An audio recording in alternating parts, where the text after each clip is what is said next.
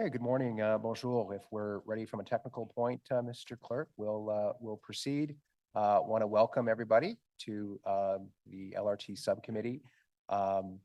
You'll note that we are enjoying a very large room today. The intent here was to give councillors the opportunity to participate in what is an extremely important project. And I know at the top of the list for many councillors. So the Champlain room is a little tight at times. So we do have lots of space here so that we can have as many councillors participate as possible. Before we get started, I do want to do the acknowledgement. Il est important de souligner que la ville d'Ottawa se trouve sur un territoire. It's important to point out that the city of Ottawa is situated on the unceded territory of the Algonquin Anishinaabe, whose culture continues to enrich our lives and land. I should note here that simultaneous translation is available for this meeting. So I'll ask the committee coordinator to proceed with the roll call. Councillor Gower. Here. Councillor Kavanaugh. Present. Councillor Tierney. Oui, présent. Councillor Leeper. Good morning. Vice Chair Curry. Here. Chair DeRush. Here. You have quorum, Chair. Thank you. Notices of meeting information for meeting participants in the public. Nothing for that. Declarations of interest, none were received. Confirmation of minutes from the last meeting, which was on February 16, 2023. Is that confirmed? Confirmed. Next item is the presentation update on Stage 2 Light Rail Transit project. And before I proceed with that, I'm going to ask Councillor Curry, who's the Vice Chair, to move a motion. This is the first really substantive update that this committee has had for Phase 2.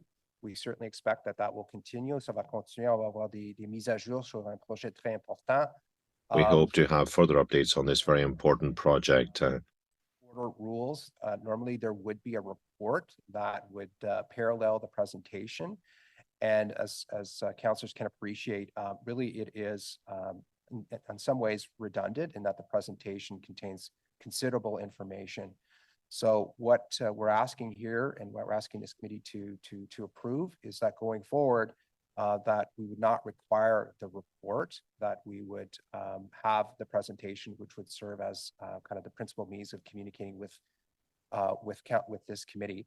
Obviously, the expectation would be that these presentations are in writing, that they're translated, and that provided as in advance as much as possible. And so yesterday we did receive the report. So Councillor Curry, I'll just ask you to move this motion if you could. I should add that this is what the process that is being undertaken at the Transit Commission as well. So I think we are in line with some of the other procedures that are in place with, I think, an equally important committee. Councillor Curry. Yeah, Mr. Chair, whereas the Transit Services Department issues a quarterly memo to Council entitled O Train Stage 2 Light Rail Transit Project Quarterly Update, which is published on ottawa.ca and available to the public. Whereas the Transit Services Department has undertaken to provide draft copies of slides to members of the Light Rail Subcommittee in advance of meetings at which quarterly updates are provided. Therefore, be it resolved that the Light Rail Subcommittee direct Transit Services Department staff to provide a quarterly update with respect to the Stage 2 construction of the Light Rail Transit project until such time as the chair determines that they are no longer required and communicates this to the Light Rail Subcommittee. And be it further resolved that the Light Rail Subcommittee suspend Section 83, subsection 4, subsection A of the procedure bylaw, being bylaw number 2022-410, to receive these oral updates on an ongoing basis and dispense with the requirement for staff to provide separate written reports on these presentations. Thank you, Councillor. Merci, Conseillère. I see Councillor Leeper with a question or a comment. Thanks. So obviously in the spirit of the greatest transparency to the public around an issue for which Council has deservedly had its wrist slapped, I'm just wondering first, what would the access be to written materials for the public pre and post meeting? My understanding, I'll let staff comment on it as well, but the presentation, which would contain the substance and the considerable detail of the status of the project would be in a presentation. And the undertaking would be to make that presentation available well in advance. I think they are walking a bit of a fine line here in the sense that this project is moving at a very rapid pace, and it's been explained to me that they try to get kind of the freshest of photos, the freshest of information that comes in the days preceding the committee meeting. So the intent would be to have that available to councillors and to the public well in advance of the meeting. So I'll let staff, confirm that that's certainly their intent, and they're going to work towards that. Because as the councillor points out, it's extremely important that both the councillors and the public get this information in advance.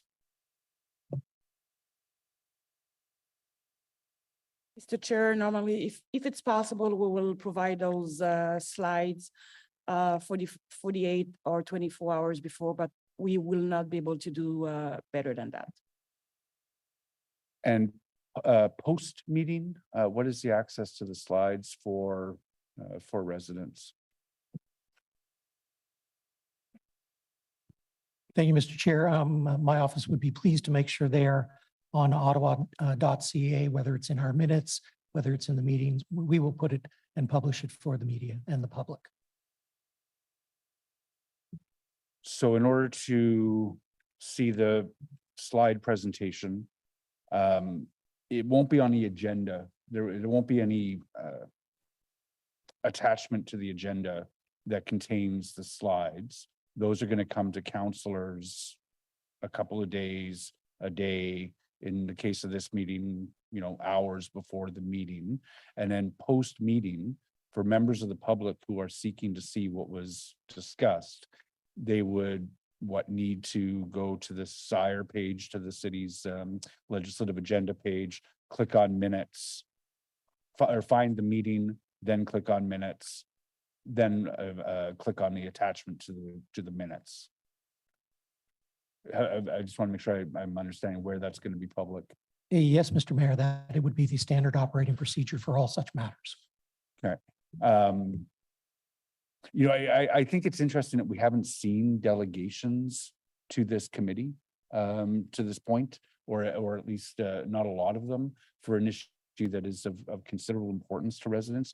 And I wonder how much of that is because we're not putting any kind of specifics about what we're going to be discussing on the committee agenda well in advance of the meeting. And I'm uncomfortable with not having lots of advance notice of specifically what we're going to be discussing on the agenda, where people are used to finding our reports. The written report, it strikes me that could be as simple as, please receive the following slides, and then append these slides to that agenda item, which would provide the transparency that residents are used to in the rest of our legislative agenda. I'm sorry, I'm struggling with this because it is sort of coming at us first thing this morning. But I'm struggling to see why we would vote to eliminate a procedural requirement that is part and parcel of the transparency with which council works on an issue on which we have obviously very high importance on transparency. So that's not a question. That's a comment. I'll leave it there. Thank you, Chair. Yeah, thank you. And I think they're all valid points. And I think we're all paying particular attention to the renewed emphasis on transparency and focus. And why there's not delegations here, obviously the reports are extremely technical. And I think staff have done a good job in terms of providing those quarterly reports that we would have all received a few weeks ago that contain considerable amount of information that we're going to hear about today. So I'm certainly in the committee's hands. At the end of the day, the report really is an administrative undertaking from the staff to do that. It adds to their workloads to prepare for this meeting. And, but again, I'm in the hands of the committee if they wish to proceed. So look forward to hearing other views. Councillor Brockington. Thanks, Chair. Just very briefly, if the committee is entertaining a motion that will waive the requirement for a written report because more or less the same information is going to be contained in the slide presentation, similar to what we're going to receive this morning, then I just want to emphasize the importance of releasing that slide presentation in advance so that our greatest infrastructure project in the city's history, members of the public who would like to review that presentation in advance, should they wish to either come as a delegation or provide questions or comments to their own local councillor, can do so. And I think this is very important. So I don't object to the motion because I understand what the motion is trying to accomplish, but I just want to emphasize the importance of releasing whatever is going to be presented at this committee in advance, particularly for the public to be able to consume that information and provide advance commentary should they choose to do so. Thank you. Okay, these are all fair comments. I mean, I would have liked, this is a small committee and the intent is to have that focused attention. And I for one would like to see sort of a unanimous approach in terms of how we govern ourselves. So I'm not hearing that right now. Let's hear from the other speakers. But again, that's not something that certainly I as chair and prepare to push again if there's not sort of widespread support for this. So look forward to hearing from other councillors here. Councillor Kavanaugh. Thank you, Chair. Yeah, I'm on the same page as my colleague. And the fact that I'm getting this now, when I haven't seen it, that concerns me, this motion. So if I do need prior knowledge that this is coming up, and I'm concerned just by the nature of what we're trying to do here. We want this information available, and I get that updates have to be made. Hey, I just had a big stage 2 update meeting this week for the public, well attended, for what's happening in our ward. So, but I don't think it's a reason to skip those steps. I think that we got to rethink that. I would suggest that we hold off on voting on this. Thanks for the comments. Again, this is a matter of importance to this committee in terms of transparency. Again, if there's not, I would prefer that we all are on the same page in that. And if we're not, then perhaps it's just that we withdraw this motion again. The onus will just be on staff to prepare the report, to translate the report, to make it available. They'll be using the information that's in the quarterly report, to be information that's in the presentation. Again, if it's viewed as critical by some members, I would prefer to have unanimous support for that, and we can certainly sort of withdraw it today and continue the conversation or proceed as we do with other committees. Councillor Tierney. Great. Thank you, Mr. Chair. And the fact that we're looking to withdraw this, I just wanted to point something out to members that are here. I'm the old guy on council now.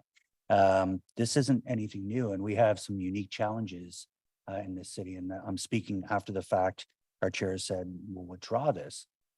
We have unique challenges in this city where we want to have up-to-date information and le présentation bilingue. It's a challenge all the time. So this is going to be the wrestling match that staff will have, is now if there's new information that comes around for the slide presentation, it could be 4 to 5 days out of sync, because I know for a fact in Le Quartier de Biconville-Surville, I have to have everything translated, and I know the challenges that go along with that. So I don't think there's anything nefarious here, and I'm just looking to the city clerk for a second, because being the Ontario caucus chair and being on FCM, is this a pretty standard, knowing we're withdrawing this anyway, I just want to ask the question, because is this pretty standard across municipalities, or how does this operate usually? Or if I can just be clear, Mr. Chair, is what standard? Oh, when it comes to a verbal presentation, and you know, we're unique as Ottawa because I think we're really the only truly bilingual city in Canada that has to deal with this. Do we have examples like Toronto, Hamilton, and others? Do they have to post their presentations in advance, or is it similar to what is being suggested today? Again, it's being withdrawn, so it's kind of a moot point. I've watched other cities, and I see them presenting live and then posting their presentations after the fact. Yes, Mr. Chair, that's actually very true with regards to the presentations themselves. Often, though, it will be preceded by a report that is made public, and what the PowerPoint is to do is to sort of simplify or put it in lay folks' terms so that people can see and better appreciate it. So yes, I would think that's largely the same. Okay, thank you very much for that. And so on that, I defer to the chair on if he wants to withdraw this or not. But I think we've clarified the question that we're not doing anything weird or different here. This is pretty standard practice. Anyway, back to you, Mr. Chair. Yeah, and I think that was the intent. I appreciate the points of clarification, that the intent was really just to streamline here the process so that we could get the staff focused on doing the job. And again, perhaps Councillor Curry I might ask you just to withdraw it since we don't have kind of unanimous consent. I think it's important that we would have that.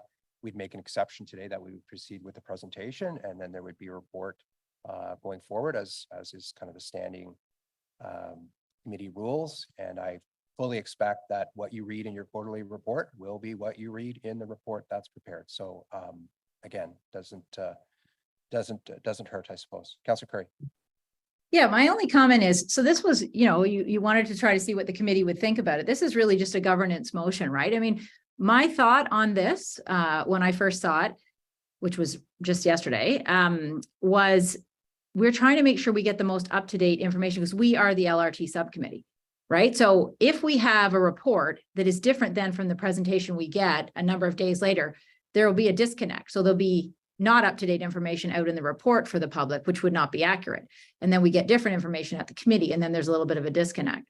So that was all my thinking, that we know that when we're getting the presentation, we do it at a lot of other boards, we're getting the most up-to-date.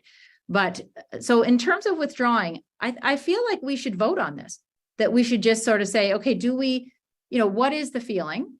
Like, as it's just, we are a new committee, right? What is the governance of this? What do we want? Do we want the most up-to-date? Like Councillor Leeper had, I thought, a good idea that maybe the report just simply says, this is the slide deck that will be presented.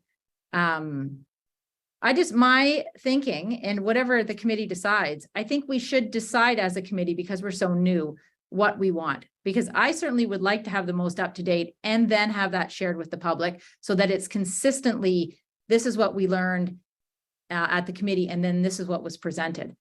But I just offer you that as something to think about in terms of transparency of the accurate information and the most up-to-date. Okay, thank you. So I guess the matter's still before us. Councillor Menard, and then Councillor Leeper. Thanks very much, Chair. And Chair, I appreciate your suggestion here. I think that makes a lot of sense, just given the issues around transparency here. One thing that I'll just point out is a lot of times we have very important committees that deal with a lot of money as well on other topics. And sometimes things change before those committees. It doesn't mean we withdraw the reports for those committees. They'll update us when that happens. So the public still sees the report. If there's updates that have happened in those 4 days, staff update us at this committee. And I think that's the regular course of action here. And just given the context of the environment that we're in now with LRT in Ottawa, obviously we want to be on the same page with this. So Chair, appreciate the direction you were giving. And I do hope, I wasn't going to speak. I was hoping the mover would withdraw the motion, but I think we've got plenty of tools to deal with updates that may come late in the process, as Councillor was talking about, and hopefully we can have the same thing here for a very important file. Thank you. Okay, I couldn't hear you very well, Councillor. Maybe some other councillors heard you better who are listening. So I think you spoke towards kind of keeping the status quo rather than sort of having a favorable view of the motion. Yeah, sorry. Yeah. Is this better, Chair? If I speak up, can you hear me a bit better now, or still bad in the room? Yeah, I think it's a little foggy coming through. I don't know if it's your mic or what have you. I don't know. It's on my computer. I'll leave it be. I think your suggestion, Chair, was the right one, and I appreciate it. And I think it's consistent with other city reports. So thanks very much. Okay, thank you. Councillor Leeper. Thanks, Chair. I'm sorry, I didn't hear. Did Councillor Curry withdraw the motion? I think she did. No. Councillor Curry, is your intent to withdraw the motion so that we can move on and That's too funny. So you can't hear me either. If we're calling in, you can't really hear us in the council chambers? we can hear you. Yours is a little more clear. Thanks. I know, I said, I thought it would be good to vote on it just so we're 100% clear as a new committee. Whether it fails or not, I just think it should be good if we vote on it, then we know what we want. Because my concern is that we want to make sure we're getting the most up to date. Other councillors have suggested other things. I don't know if staff have any other comments, but I think we should vote. It doesn't matter. I just think we should vote. Then we have clarity for this new committee. Okay, there's your answer, Councillor Leeper. Thank you. So yeah, the motion is still to be voted on.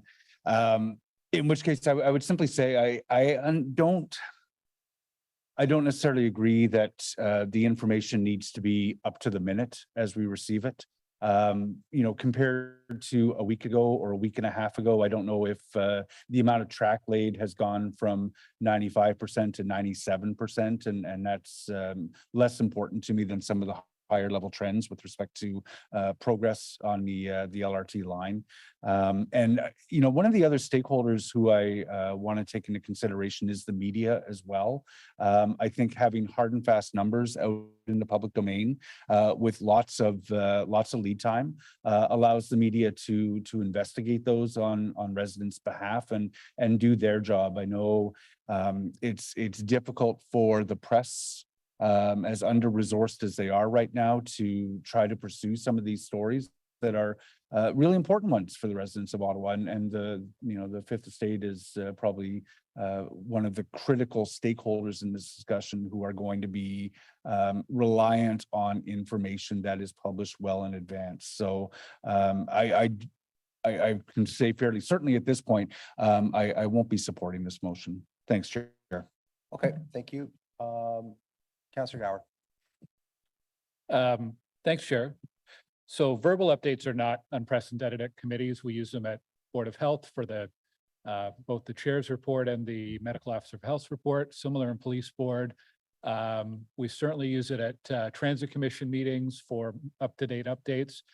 Although I could see with a quarterly update, because the time frame's longer, maybe that's a little bit different and the information isn't quite as timely. I think there's probably a reasonable way to do this, but we're not going to solve it on the floor today. I think there's a few issues that have been raised about advanced notification so that councillors or the public or the media can prepare. That's fair. I think there's also how it gets published or shared after the fact. And I think there's probably a happy compromise somewhere in there that would even allow for up-to-date information. But perhaps if I would also encourage the mover to withdraw this, or we defer a decision on this until our next meeting next month so we can work out some of these things. I think there's I've a couple things in mind that could resolve this and still allow us to have timely and up-to-date information, but address the concerns around preparing in advance. So we're not quite there yet, but I think we could get there with a little bit more time to discuss amongst ourselves. That's not necessarily the best use of our time here on committee today. Thank you, Councillor. Those are wise comments. Councillor Curry, I wonder if you'd consider withdrawing today so that we can perhaps do some more groundwork and pursue some of the suggestions that we've heard today to make sure that we're still streamlined but getting timely information, or we can certainly defer your motion to the next meeting. Councillor Curry. Sure, that sounds great. If Councillor Gower has some suggestions and we don't want to spend more time here today, let's do that then and come back with something. Sure. Thank you. So the motion is withdrawn. I'll ask for the committee's consent, though, for today that we proceed with the presentation. And if there's agreement, we'll do that. So thank you for that conversation. That was helpful. we'll proceed with the presentation. I know Councillor Brockington had a question off the bat that the slides that were provided to us, I think, had some reference to being confidential. However, I think probably that's a watermark that likely was included there once it was under development, and you know, the documents that we have today are not of a confidential nature. I didn't note that, but I trust Councillor Brockington did see that. Chair, I'll just note the Councillor Brockington. slides I looked at last night were all watermarked confidential. And so I didn't share anything with my residents because I thought maybe there was something in there that should not be released, but I don't know if that was a draft copy and just not removed. So I'm seeking clarification that the content of today's presentation, which is contained in the document shared with us yesterday, is in fact public. So, Mr. Chair, there's two presentations in the document. There's obviously the general update, which I assume is not marked confidential. And then there's the update on the delegation of authority. And when we get to that, we can speak to I think there was a footer about, we'll get external counsel's advice on the footer. But The present- if the general update was marked confidential, then that was in error. These were just the slides of the station's chair, so I didn't see anything at all confidential about this. Yeah, well, a little late if it is confidential and it's been distributed. So we'll deal with it as we go through the presentation. If you see it there, and I would fully expect that the slides that are developed for this committee are fully intended for the public domain. So I don't know if that was perhaps just left in there once in the draft stage. So we'll look at it as we proceed. Thank you so much for that question, Councillor Brockington. If there's nothing else, we'll proceed with the presentation. Thank you. I should mention, the clerk has reminded me that they've turned up the volume for those that are online, so that we can hopefully have a better clarity to hear the members that are coming in through Zoom. Thanks. Madame Panet. Okay, sure. Thank you. Thank you very much. Just before Renee starts off the presentation, I just want to apologize for the confusion with respect to the deck. Was confidential just in terms of the draft that was being circulated, but the presentation is not confidential today. Thank you. And Renee will now kick off the presentation. Merci beaucoup. Bonjour à tous, Monsieur le Président, les commissionnaires et toutes les équipes. Good morning, everyone. I'm pleased to be here today at our second light rail subcommittee meeting of this term of council. To start things off, Michael Morgan, who is the director of our rail construction program, will provide a construction update on the Stage 2 light rail transit project. We're excited to share new photos and videos that highlight the great progress being made. Following the Stage 2 presentation, we will provide a review of the city manager's delegated authority with respect to Stage 1 and 2 light rail report. I'm very pleased that Sharon Vogel, who's partner and co-chair of the Construction and Infrastructure Law Practice Group at Singleton Puckhart, Renals Vogel LLP, is here with us today. Sharon has prepared a presentation on her analysis of the delegations of authority relating to Stage 1 and 2 light rail, which we will share with us today. I will now pass things to Michael Morgan. Merci bien.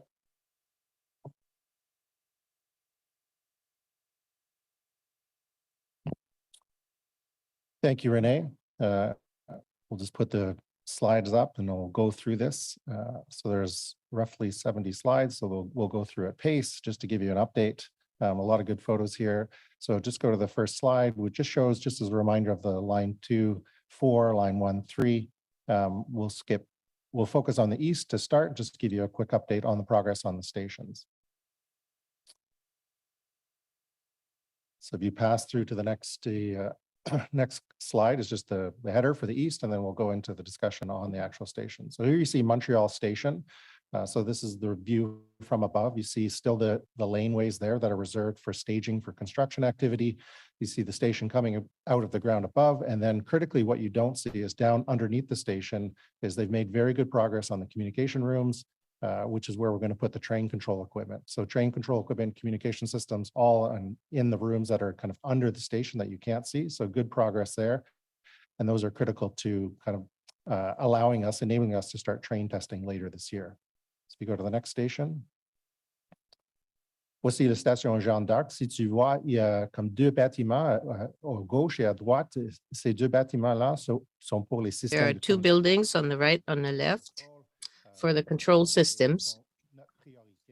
They are our priority to make sure that we can start testing the trains as soon as possible. So these are the stations where we're going to control there's turnouts and switches just to the left of the screen. So this is going to be the first turnouts that get put into service for us to enable train testing between this station and Montreal Station. So that's the first place where you'll see testing of the train control system. And we are expecting to see the overhead wires go up between this station and all the way back to Blair this spring. So with the aim to get trains onto this line by September, October for early testing. Go to the next station, just have a quick look. So Convent Glen, it's a little bit further behind. Jeanne d'Arc is the most advanced at roughly 80%. Convent Glen is it's probably in the 30 to 40% range, so a lot of work to do there. And again, Orleans Boulevard Road, Jeanne d'Arc as well are both being reconfigured in the end state. I was at Jeanne d'Arc yesterday, and the road configuration there for pedestrians is pretty scary. So we are going to rework those roads to enable an easier access point to get to both of these stations. If you go to the next slide, you'll see a few photos here of Place d'Orleans. So you see good progress there. So this, what you don't see is the elevator has been dropped in, or sorry, the escalator has been dropped into the station. So there's one long up escalator that gets you up to that second level. But this is a really well-connected station, access from Champlain Bridge, access from a new dedicated transit-only pedestrian bridge to enable a fare paid zone, and access from the original pedestrian bridge that goes across the highway. Goes to the park and ride, goes to the mall on the one side. So a lot of connections into the station, but the station is kind of set lower down in the ground. And so there is a bit of an elevation change there. You go to the next slide, you see another view of the station from a different angle. Oh, go back one, perfect, Eric. So this station, again, on the left, you see that covered roofway is where the up escalator is going to be. On the kind of the middle of the page, you see there's a series of posts there where the noise wall is going to go in. And so people who are standing on the platform there'll be a noise wall in between the platform area and the roadway. And you see a little bit of roadway that will come back. And so when the project's finished, we're going to repave that road and move it back over to give back to the shoulder through this area, because it is tight for traffic and it is missing a shoulder, but that'll be returned to general traffic when the project is done. You go to the next slide. This shows you a bit of an overview of the new pedestrian bridge. So the white pedestrian bridge, we're out of sequence on the, there we go. So the white pedestrian bridge, so that enables people who are coming to the bus loop. They don't need to pass through a set of fare gates. They'll be able to go up to that bridge and drop right into Place d'Orleans Station. The setup of this station is basically to enable future flows. You know, the capacity of the existing pedestrian bridge wasn't big enough to be able to support all of the riders. And so a second pedestrian bridge had to be added to accommodate just the volumes of people that are going to be using this station. If you go to the next station. So end of the line here, so trim station. And so in the foreground, what you see is, again, the communications and signal building. So that's kind of the one that's prioritized to enable us to start train testing as quickly as possible. You see the pedestrian bridge there. So that's a fare paid zone. Again, the buses will drop you off. You won't have to pass through gates to get up to that bridge and into the transit platform. You can also approach from the street if you want to just go through. There will be a set of fare gates on the building in the top left there. So lots of access points to the station. But this is the end of the line, and they are starting to put track in this area this year. Go to the next slide, please. So just in terms of what's upcoming, so progress on all 5 stations, we're expecting to be able to complete the rail installation end to end. So have all the rail, all from Blair all the way to Trim completed, have the catenary work completed as well, and start that early train testing in the fall. So we're going to have a lot of activity on this line over the coming months. The first big change you'll see is the catenary wires going up in the next 2 to 3 months. Go to the next slide, please. Just in terms of impacts, and so we're still seeing, still work closing the high-speed lanes. I know a couple of weeks ago we had a major slowdown because of some work we needed to do, and so we are trying to minimize the impacts. We are expected to see some additional closures of the high-speed lane from time to time to allow us to work very close to the edge of the guideway. Montreal Road has a water main that still needs some work, and so we're going to have to come back and do some activity there.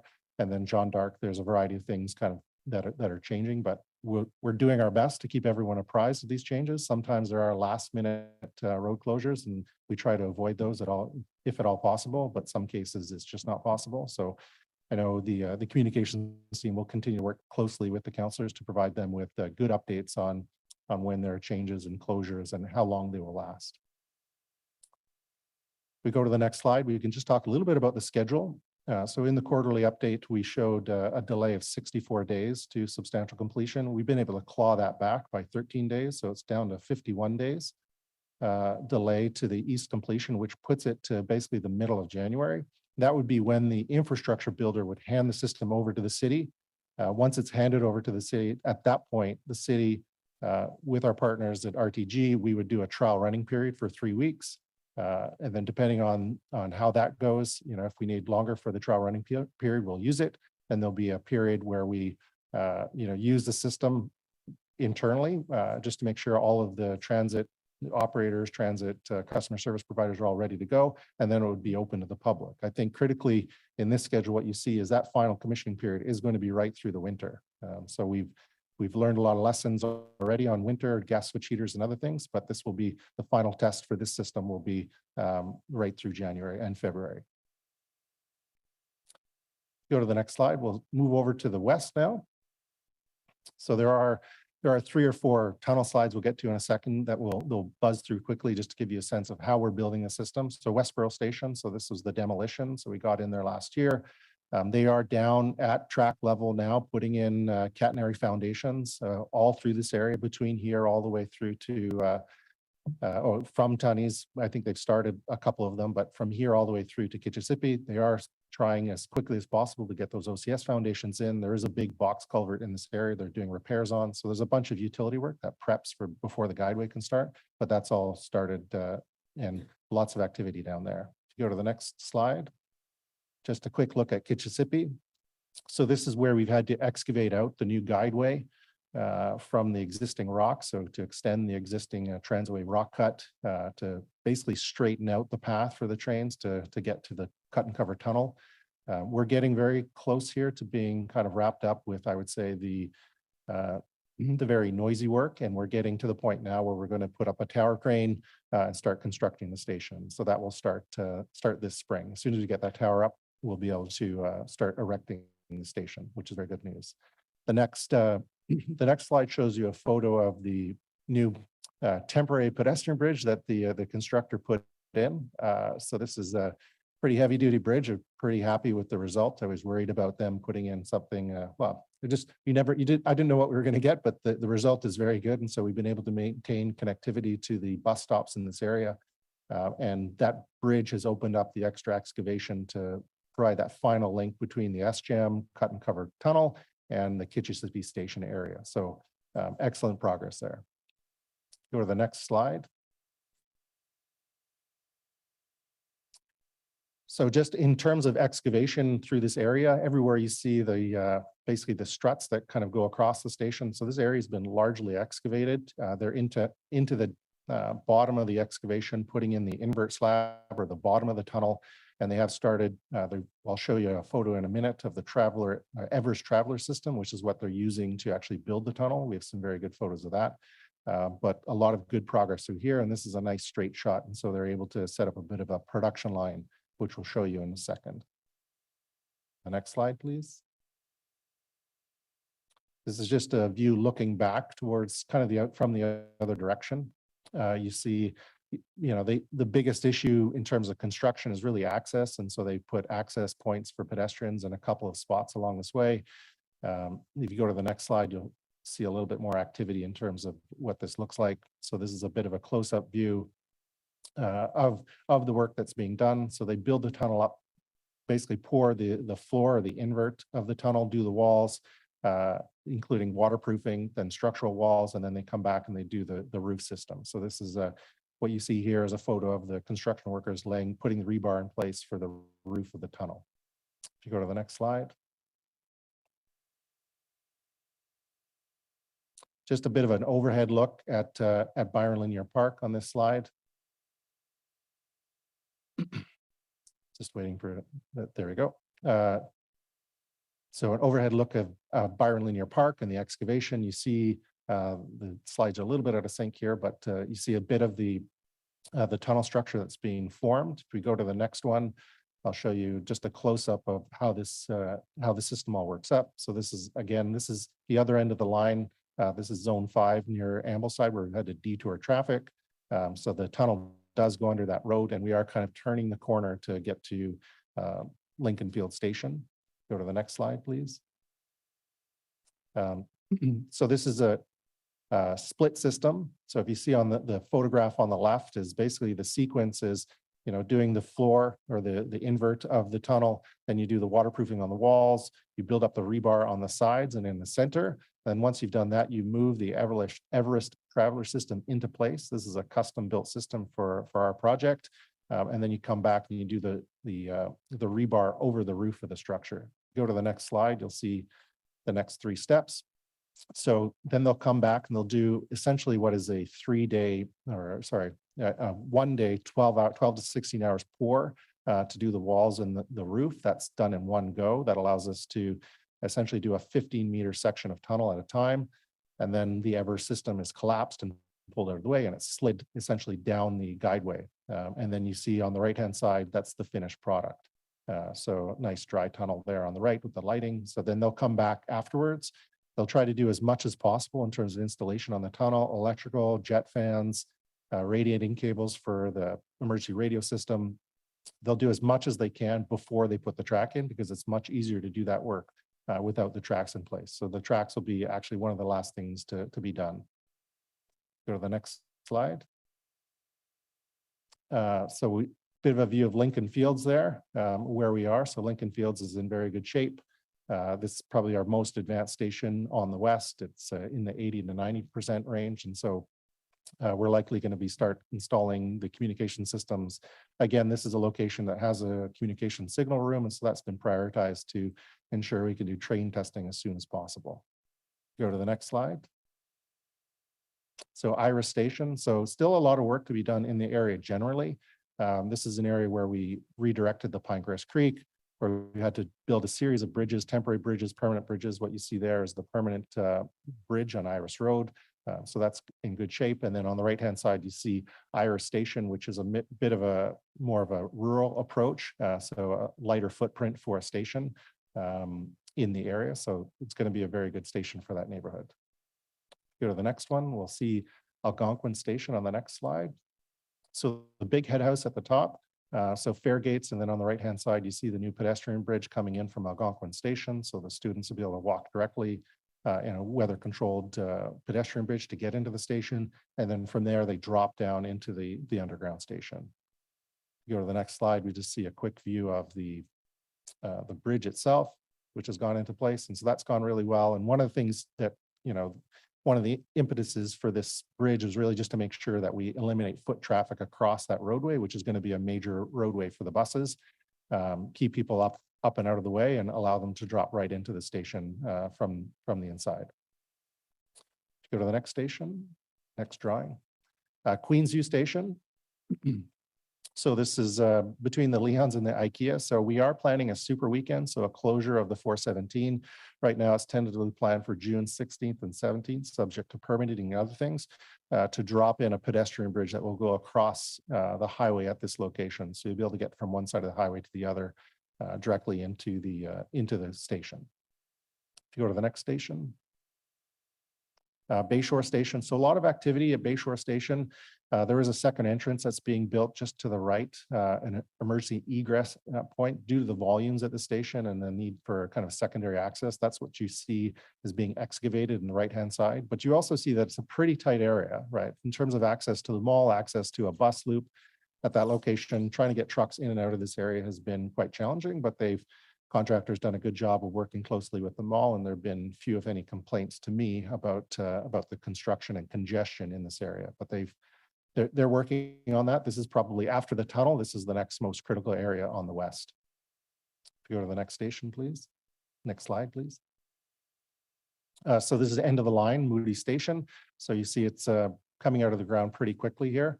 It's in good shape. The platforms are a little bit offset at this location because of the proximity to a curve, but this will be the end of the line. And obviously we've worked very closely with the community to maintain the two-way on the adjacent road and to make sure that the bus loop that drops people off here coming from Canada is as efficient as possible. So you'll be able to basically get dropped off from the bus and walk right onto the train at this location. So it'll be a very good setup for users.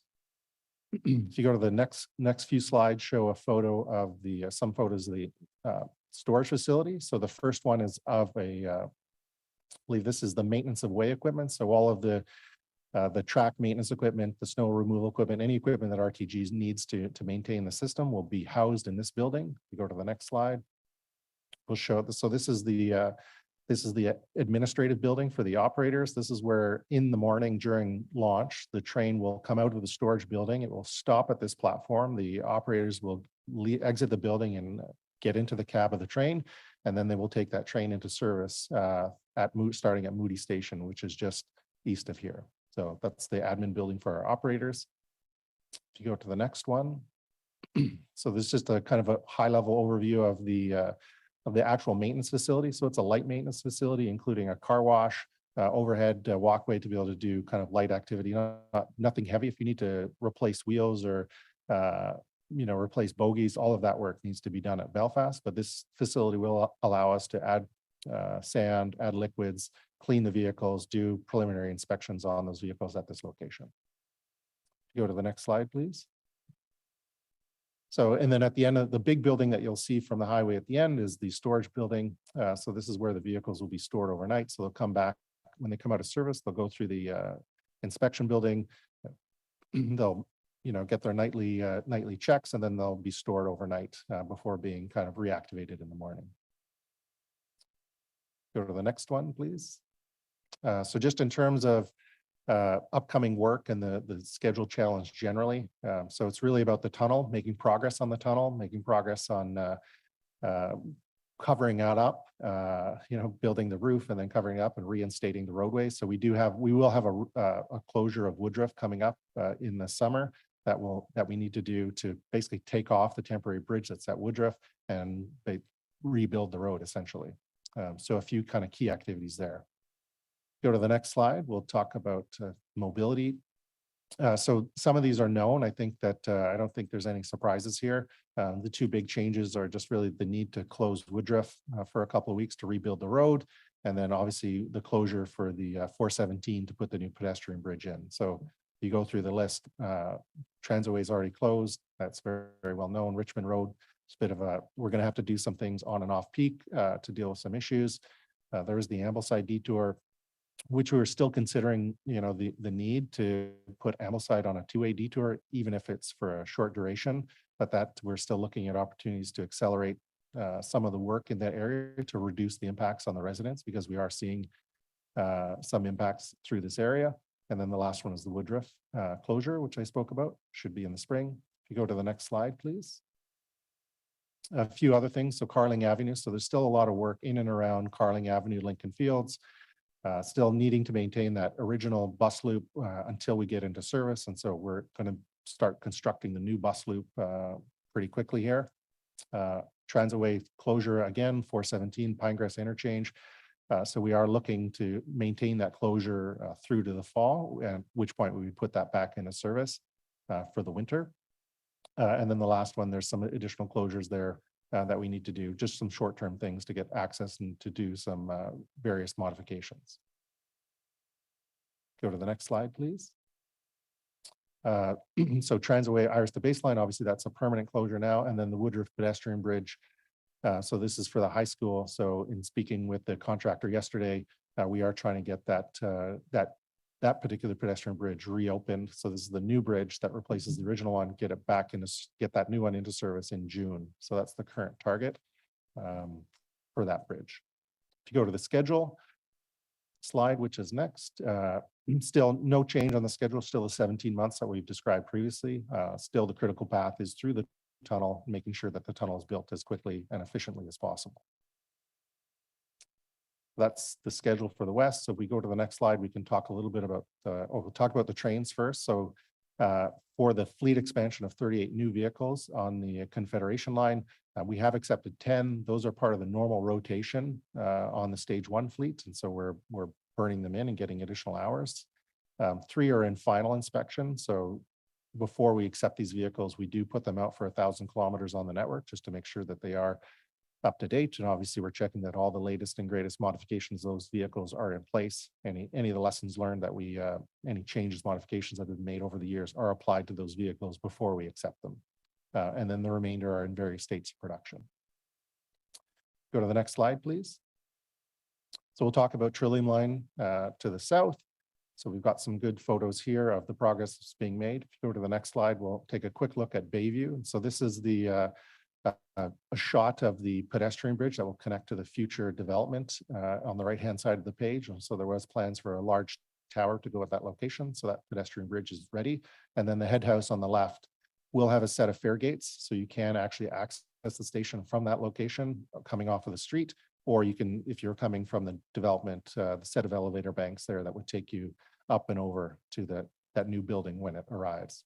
To go to the next slide, just talk a little bit about Corso Italia. So, one last slide on Bayview Station. So just some kind of interior shots. There's the elevator bank that's going in. And then on the right-hand side, we have there's a walk around. So when this line was in service originally, we only had a single platform at this location. And so if a train were to get stuck, we essentially backed up traffic on the entire line. In this setup, we have a kind of alternate platform. So if we do have a problem with one train, we can still continue the service. Previously, we would essentially shut down the Trillium Line if a train got stopped at this location for any reason. Now we have a second platform, which is a long walk around, but it is sheltered. But the intent would be to use a primary platform adjacent to Bayview State, the current Bayview Station, as the primary means of exit and entry to the trains. And this would just be used in the rare occasions when we have something to do on the vehicle at the end of the line. Go to the next line, please. So Corso Italia, so from a few weeks ago, still wrapped up in winter. So they are working on the interior, trying to get the glass. As soon as the glass goes up, that's when the wrap will come down, but the wrap was there to enable them to continue work through the winter. Go to the next station. This wrapping is obviously a little bit more windswept, and so it's not as good, but it doesn't look as good. But what you see down on the platform, kind of in between the construction equipment, is a finished platform edge. The transit shelters on the platform, you see the lighting poles there, and what they're working on now is the elevator bank. So replacing a single elevator that was there previously with 2 new elevators to provide redundancy going up to the top, and we're going to reuse the existing fare shelter that was there in the first place. So it's actually, the picture doesn't do the progress justice, but the station is coming along nicely. Go to the next slide, please. Just a quick look in Dow's Lake Tunnel. So this tunnel, we're obviously upgrading with new jet fans and a series of changes to deal with the tunnel ventilation requirements. You see the concrete ties there. The other big change I think that riders will be very excited about is on the left. You see there's little standoffs, and those are standoffs for radiating cable, which will allow you to make a cell call when you're in the tunnel. And so now it used to be that your call would drop out when you went through this tunnel, and now we're going to enable it so that you don't have to worry about losing your connection as you travel through this tunnel. Go to the next slide. Carlton Station. Again, this station's in very good shape. You look, a 2-platform station, the transit shelters are installed, the lights are installed, the masts are there. So they're going to be coming in with the communications equipment and other things to finalize the fit out of the station. There's a bunch of work related to the underpass that's just out of view, and that work is continuing.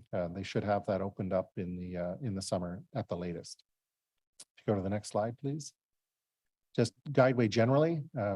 So in terms of the track and track progress, there's one final segment of track over Hunt Club Road, which needs to be completed. So that's kind of the last segment of ballasted track. And then they're also working on all the direct fixation track that goes onto the Elwood Bridge and onto the airport elevated guideway. So those are kind of the two main areas where they're working now, but they are planning to have that finished up in the next couple of months. The plan was to get as much ballasted track complete as possible by the end of last year.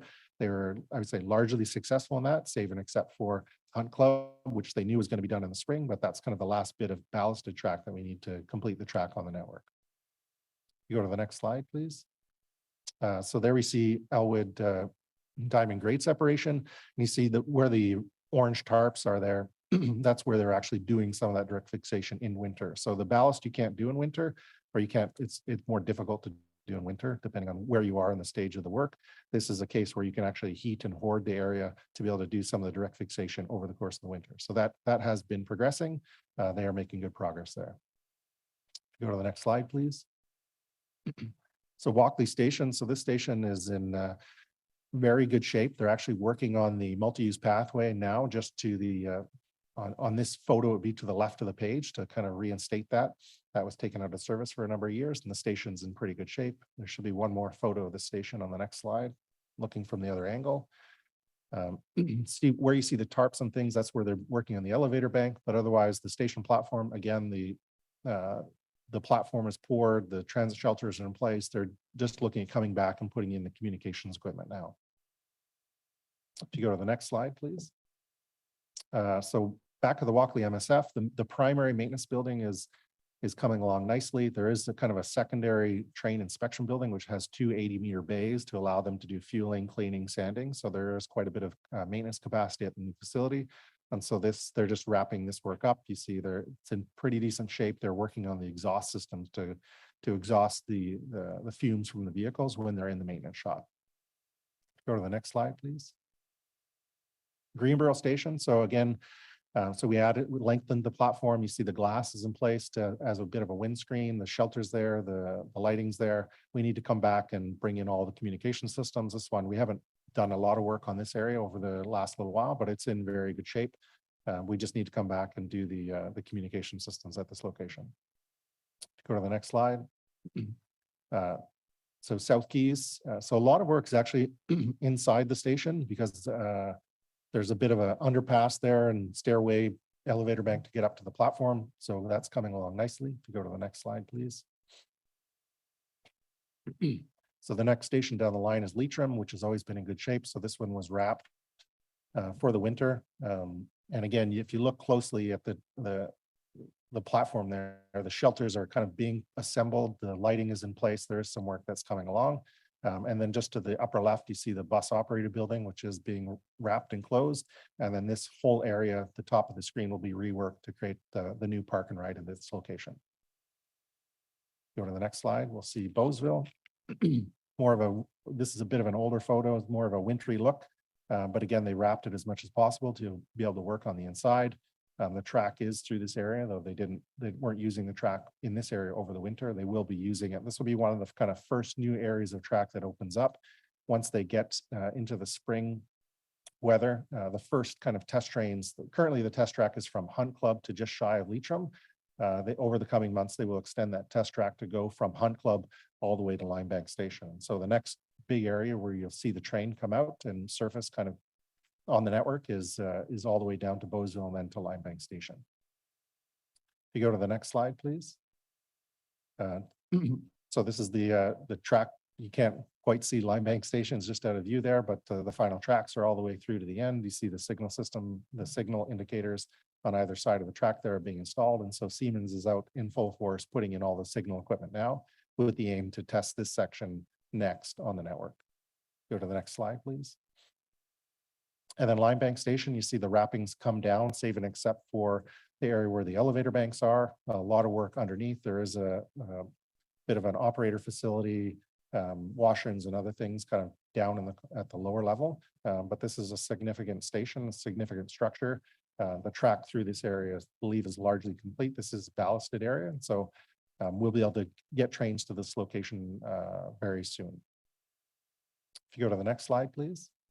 Upland Station. So this one is fully wrapped in winter. A lot of work going on in the inside, again, just to be able to allow them to advance over the course of the last few months. So next update, we'll be able to provide you a photo without the wrapping. And then if you go to the airport station, it should be the next slide. Oh, so here's the interior of some of the wrapping for Uplands, and then the next slide should show you the airport concourse. And so where you see the cones there, that's where the fare gates are going to be. So you'll come from international, so that's just adjacent to international departures. So you'll arrive through this area. There's a short concourse where those cones are is where the fare gates will be. And then in the distance there, you see the sliding doors. You'll step out onto the train platform. That's where you'll pick up the Alstom train to get to South Keys. Go to the next slide. In terms of activity, track installation, rail systems installation is underway. They are looking to complete that. Saddle vehicle testing, we need to test them on the entire line. We had pretty good photos of the station, the bridge construction, and then obviously we need to finish with trial running substantial completion. Just as terms of a marker in the ground for where we need to be to achieve some of our objectives, we're really looking for an August 1st date to be able to run trains end to end. So by August 1st, we want to be able to see a train going from Bayview all the way to Limebank and a train from South Keys all the way to the airport. That's kind of in terms of like a check-in point for the system. That's kind of one of those key activities we want to see. If they can't achieve that August 1st date, then we're going to start seeing delays day by day. Essentially, every delay we see against that August 1st would result in a delay to the start of the subsequent activities. So we're really monitoring and looking for them to achieve that. Go to the next slide, please. So in terms of schedule, so again, there's that I gave you that August 1st date in terms of a specific kind of target. Last year when I spoke to the committee, it was about, the August, September being a stretch target. We are looking to complete training through the September period, and we would start the trial running kind of at or near the third week of September, with a final handover in early October. And then depending on the outcomes and the results, at that point, we'll need to assess if there's additional time required before we actually put the system into service and open it up to passengers. And so we don't have a firm date for when that's going to take place. And that's in part because we want to respond to the performance we see on the system over the August and September timeframe. Once we see how the system performs, then we'll be in a better position to provide a recommendation to committee on the next steps and the timeframes for the next steps. Go to the next slide. Just in terms of some impacts to multi-use pathways, and so we're starting to see some of these clean up. We showed you the picture of Corso Italia. Obviously, the MUP has been reinstated there, so that full north-south Trillium line MUP is back in decent condition, even at Carling or Dow's Lake Station. I believe that's back in place now, so we're in decent shape there. Next slide, please.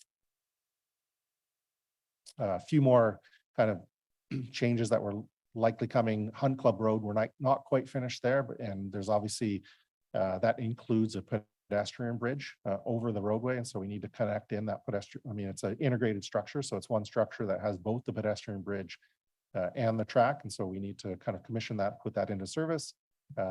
So there may be a need for some lane closures as part of that. And then obviously in the south, we're realigning an intersection. There's a bit of a skew today, so making it a true four-way stop, and so we'll have to do some road closures at that location as well to put that into service.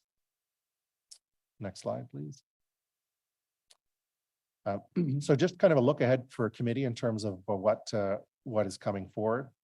We do have the peer review. We are working on a response to the peer review that was commissioned with a consortium of Sistra and RETP Dev, so that's coming soon. We do want to come back and provide a bit of a deep dive on the parameters and the metrics that are being used for the trial running period and the final commissioning period. We want to spend some time on that with the committee, and obviously bring back a report on the public inquiry and the recommendations.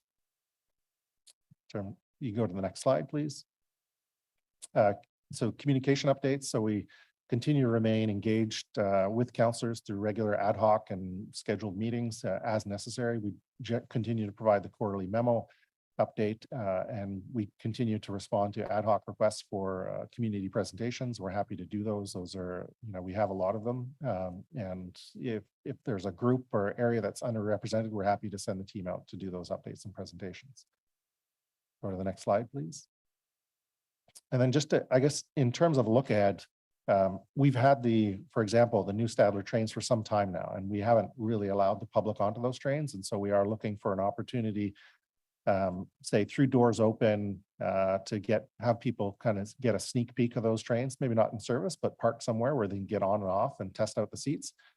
So we would potentially, as part of doors open, but the communications team at the city is working on a plan to provide early access to some of the sites to be able to see and look and feel, experience them a little bit before they go into service. And we're going to bring more information on that back in the May timeframe. So we're looking forward to that. The next slide. So just the next slide in terms of how to get in touch with us. So this is obviously the YouTube channel. This is on YouTube, and we have some videos, which we'll show in a second here, but a variety of ways to get in touch with the team. And please, by all means, if there's questions or concerns, do not hesitate to reach out. And I think that's it for the slides. There may be a video that we want to show now. It's a 4-minute video, if you'll indulge us.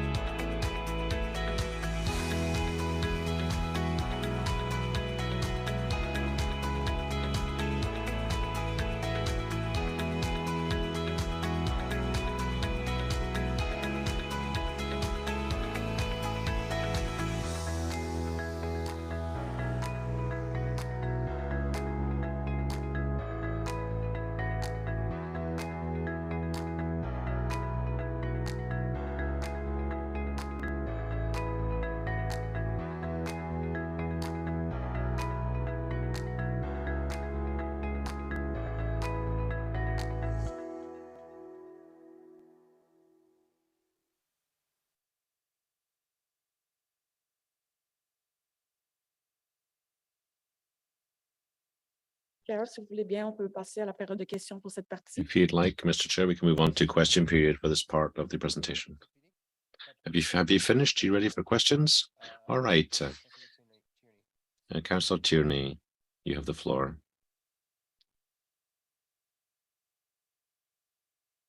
Thank you very much, Mr. Chair.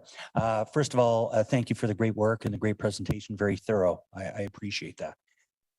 In the East, we've always been excited, not only because we're the highest modal split, and I'll keep saying that, but I've been very engaged with the community, actually chairing some of our East End meetings to ensure the public's aware of how things are taking place and what is going on. Little news to me, and forgive me with budget and everything, maybe I missed it, about the slippage on schedule for 51 days, which I'm fine with. I prefer us to open the train late than to open it the wrong way. So I'm quite fine with that. That being said, I think until people see things, they don't realize what's happening. And I'm very excited for 2023 for the testing of the train in the middle of the highway. That's going to wake people up. My question is related to, and I continue to ask this, is there a game plan when we're going to start talking about the new routes? Because I think that's critical. I think stage one is the backbone, but stage two is the game changer, because you're going to have that spoken hub model of regular service. You'll probably end up seeing the same operator over and over, doing those circles to get to Montreal Road Station versus going back to Blair or having a dead-headed bus that might be late. Do we know when we're going to start doing public consultations in regards to the new routes that are going to access those stations?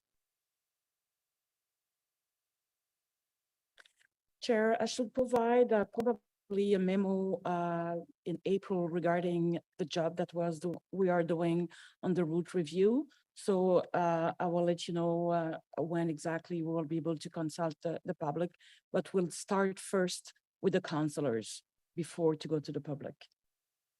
Great, and thank you. And I truly appreciate it. I think there's great excitement. People see the tracks, they see the catenaries.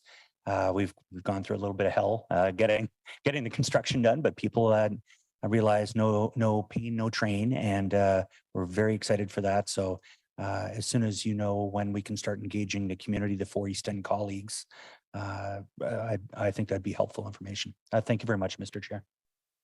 Thank you. Councillor Kavanaugh. Thank you, Chair. Thank you, Michael, for the presentation.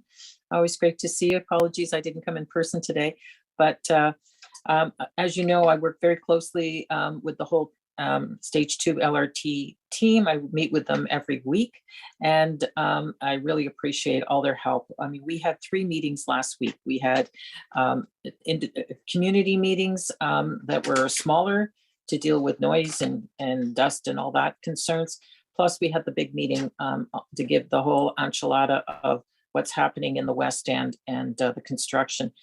So very, very useful and appreciated always. You mentioned about the Woodruff pedestrian bridge is a big concern. You talked about spring. It's funny because in the presentation, they said summer. I know it's not a big difference, but every month matters on that bridge, I'll tell you. So I'll tell you that's really important to people. They miss it terribly, that pedestrian bridge, and we're waiting very anxiously to see it in place, given that we weren't supposed to have a delay. We were supposed to have, the bridge wasn't supposed to be torn down until the one was built, and that didn't happen. So those are things that we're concerned about, and I know you're aware of that. Noise control still goes on. As you know, it's much more intense in the West End. The West End is literally in people's backyards, literally. And it's why we've had to have these extra meetings. We're very concerned about the night noise and the control. And again, we're working with the team, but just have to emphasize how hard it has been, because this isn't a couple of months project, this is years. And people get very despondent. And I just had, even while I was talking, listening to this, I saw an email come in about dust and dirt, and the days are getting dry, and so that's a concern, and it's a problem for people like at 75 Cleary. I know Councillor Leeper had to deal with this before. So all these areas where it's very invasive during the construction phase, they're looking forward to it and they're very polite and very nice. So just letting you know. Connectivity, major concerns on Moody. I'm concerned about active transportation connections to the station over the overpass. The fact that Kev would, we tried to get it in the contract, they overpriced it, but it's still really important. And I want to make sure that that stays in there. That is essential for my colleague from College Ward, knows how important that is for her residents. It's also a connection to a D&D work campus. So those are all concerns. I know I'm kind of rattling off a whole bunch of stuff, but I'm heavily involved in this stuff. Stage 2 is huge. I want to know about curves in the track. That was a concern at the Herdman curve. And we've got curves in the one that is just at, as it rounds 1190 Richmond Road. That building is very concerned with noise and functionality of that curve. So I just want to know what is being done to make sure that that is not going to be noisy, problematic. So that's another question. Maybe I'll stop there.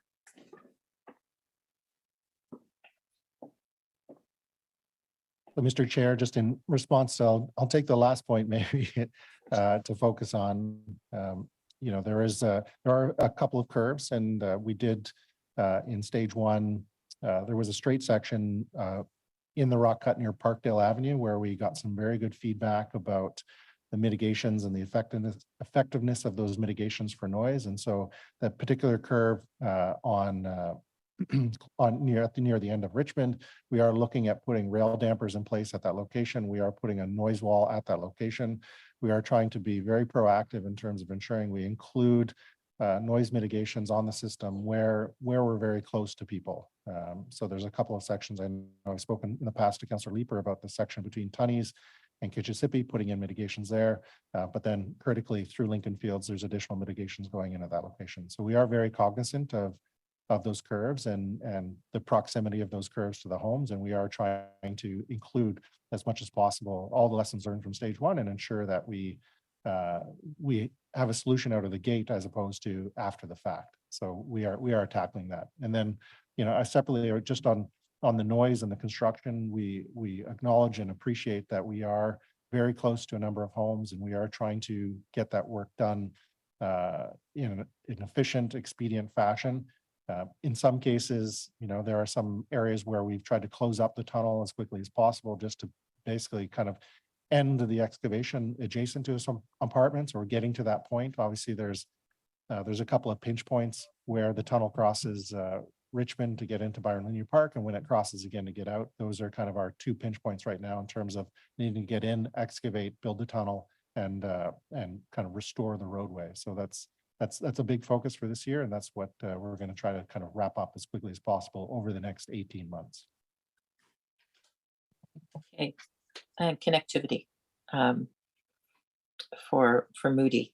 That I know it's not in stage 2 realm, but I think it's important that stage 2 works with the city on this, because this is really important on that overpass to get cycling and pedestrian infrastructure to get people from Bell's Corners to the station. So not everybody wants to use a bus all the time. If they can walk or cycle. Yeah, Mr. Chair, the connection between Moody Station and Bell's Corner has certainly gotten a lot of attention in the last few days. Obviously, we're in close contact with transportation planning and what solutions exist for that area. We are doing some, I would say, minor cleanup work on the bridges, but that's not it's not creating a full, separated or full multi-use pathway over that bridge. And so we're taking a light touch to it at this time. But I have been in regular conversations with BBG and the transportation planning group to see how do we scope out that project? How do we figure out what a funding solution and what's the timing for when that could potentially be a possibility for the group? I appreciate it. It's extremely important, especially because it's the end of the line. And so you're going to have a lot of people using it coming from the south. to the station. I know it's a priority. I'll leave it there and I'll maybe come back after. I'll let my colleagues ask questions next. Thank you. Thanks. Thank you. Councillor Leeper. Thank you very much, Chair. So just a couple of clarification questions. First off, in the east, you've noted that you are roughly 51 days, or they are 51 days late. Can you just remind me what was that? That's a less of a delay than you had thought previously. You've clawed back. Was it 13 days?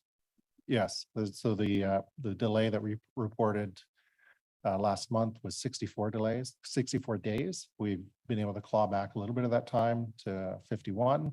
And depending on how the testing goes, there may be further opportunities, because we are getting out early, I would say this year, with testing the boundary condition between Blair and the east, which is kind of a critical test point for us. There may be further opportunities, but right now I think what's on paper is the 51 days. Okay.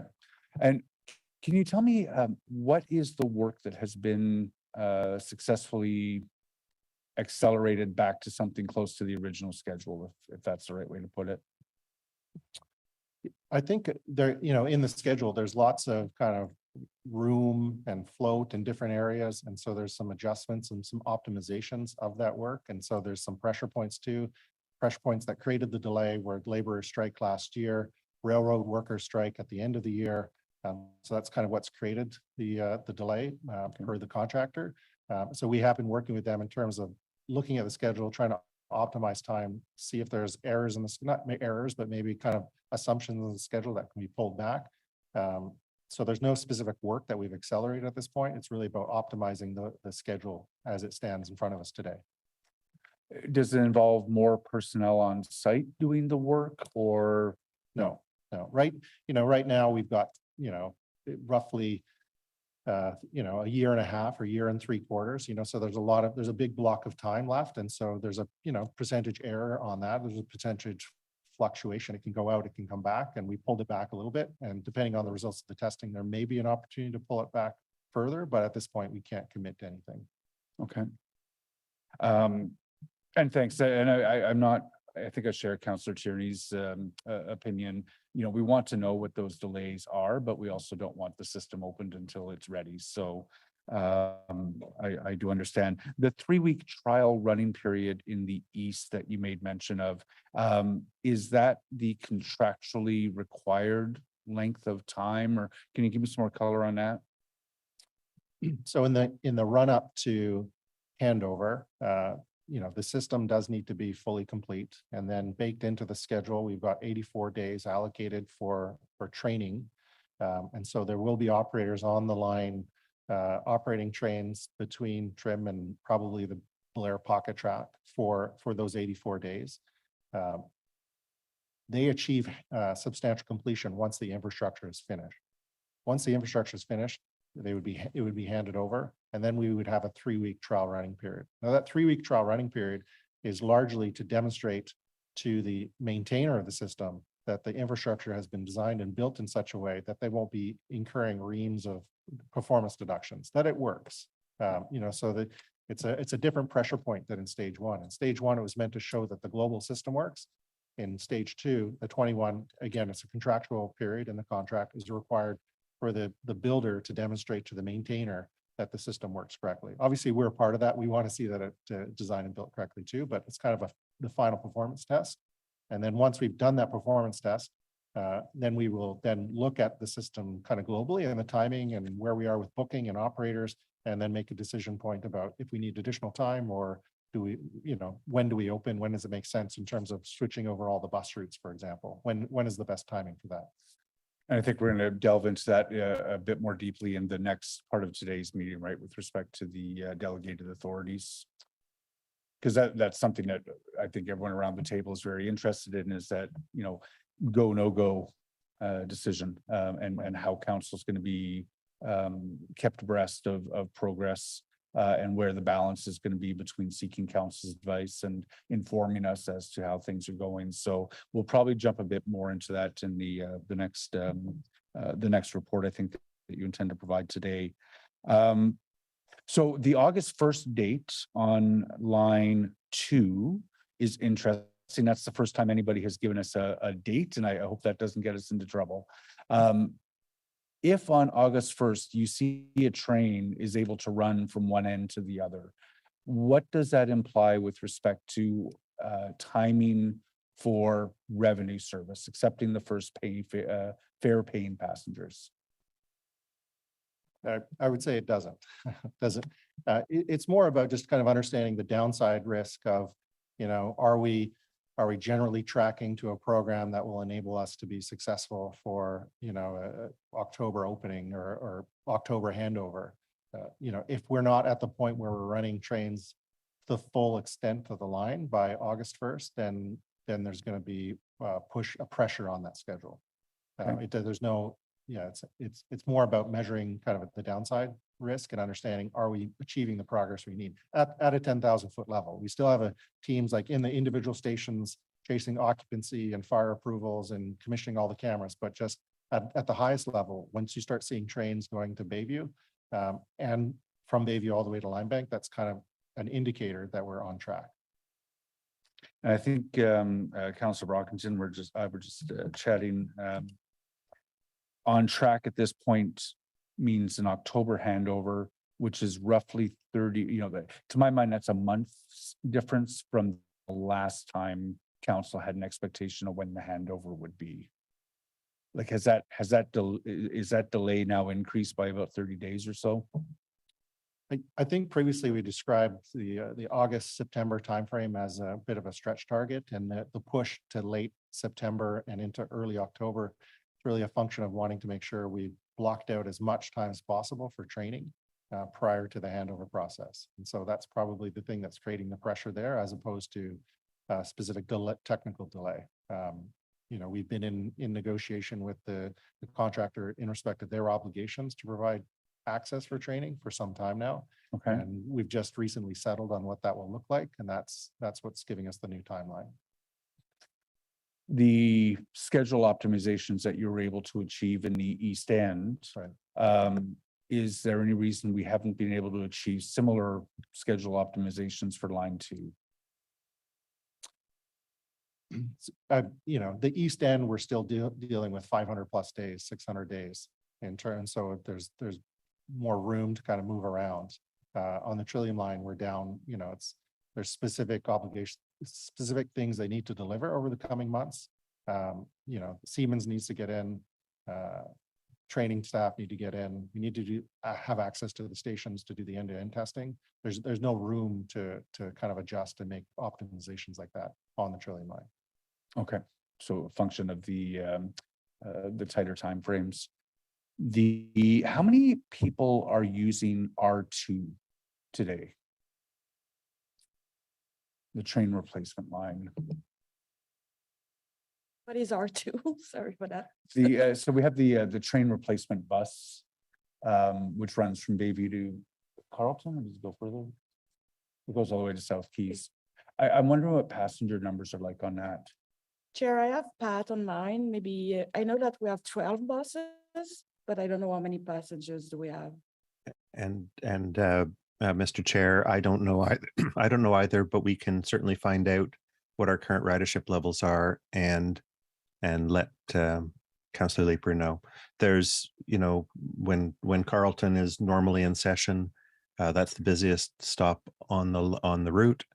But so it's a primary way of getting to Carleton University, but obviously we're not carrying as many people on the line 2 replacement buses as we were on the train before closing, or as we expect to on the train once it reopens.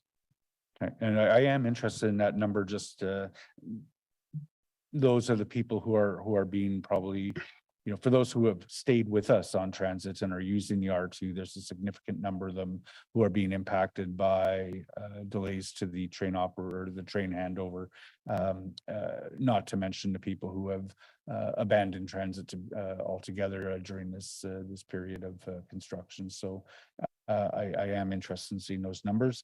My final question, Chair, can you refresh my memory as to when we're expecting that report on progress towards achieving the inquiry recommendations?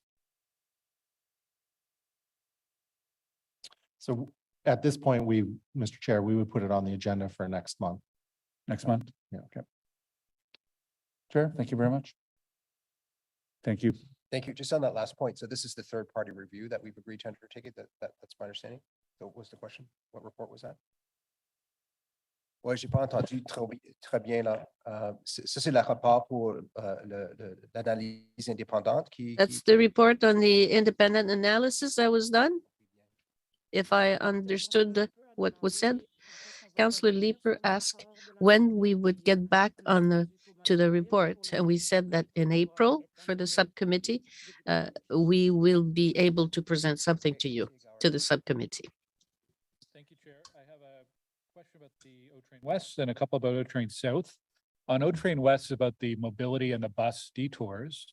I know we're many months into those detours, but how does staff or are staff evaluating the travel times on the detours? Are they working as expected? Have there been any issues in terms of traffic congestion?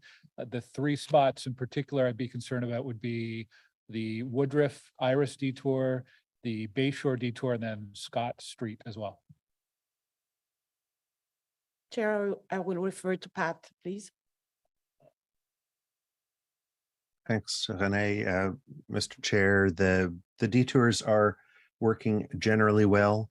There have been, and generally very smoothly, there have been isolated occasions when there's been auto traffic backups in those areas that have caused delays to the bus service, which would not have been experienced if the buses were still running on the transitway.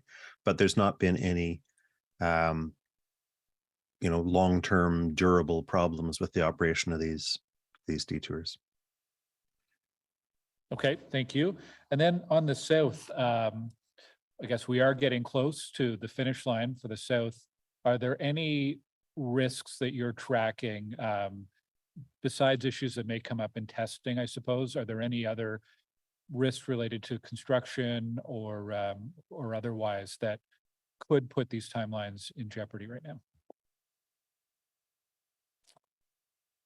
Mr. Chair, there are a whole list of risks that we track and progress and things that the team keeps the team up at night to monitor. We need to see progress on stations. We need to see progress on the systems installation, so we are tracking those closely. And then, some of the activities need to go well. The signal testing when it starts, and I have no reason not to expect that it will go well. But if there are things that we find during the testing program that are a surprise or add time, those will be real and they will have a real impact. And so I wouldn't say there's one acute thing that it's like this one thing, if I fix that, then I can rest assured the program is going to be delivered. We're tracking everything on the project right now. And everything needs to go smoothly through the testing program to meet those timelines. Okay, and with the progress in the south so far, what kind of trials or testing or evaluation with the trains has been done over the colder months and the winter months, or has there been any over the past few weeks and months there? Yeah, they have the team has been running test trains between Hunt Club and Leitrim for some time over the winter period. So there has been some activity, as part of just kind of shaking out the performance of the vehicles. The next big test is really end-to-end on the system, but they have been being used. And at some point in the near future, we are bringing back the peer review that was engaged. And one of the comments, there were some comments about some specific tests that the peer reviewer made. And so we did undertake those tests. For example, there was a cold start test that was recommended. And we were fortunate to have fortunate to have a very cold day this winter. And we were able to use that time to essentially run down the batteries, make sure that the vehicle could restart in that cold temperature. Be it as a diesel vehicle. And so that test was passed and we did record the results of those tests.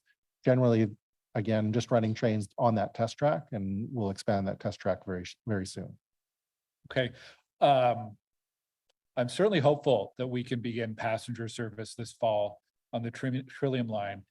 Is there a point though, if we get too close to winter, where you might start looking at, would it be better to launch that in the new year? I guess I'm trying to get a sense for when you're evaluating when to plan out a launch date, how significant is winter. Does that make a difference in the timelines? Chair, c'est sûr que nous, on est en train d'analyser effectivement. Well, est-ce que we're trying to see if it's a good time to launch a train line around winter time. But we'll have to go through this. So what we decided is to go forward and make sure that the buses are still running in parallel. So this way, there's no pressure on the clientele service, and we are sure that we will be able to provide the service in normal conditions in Ottawa. Well, yeah, a different approach then to certainly line one, and a different approach if it had been launched or if it's launched early in the fall. Okay. Thank you, Chair. I think that's it. Thank you. I was going to go to Councillor Brockington. I'm a bit old school in that I try to get through the members first. And I would have, but Councillor Curry came on, and Councillor Brockington, I appreciate your patience with this. I know Councillor Curry has to leave at 11:30, so I'm going to go to Councillor Curry, and then I will go to you.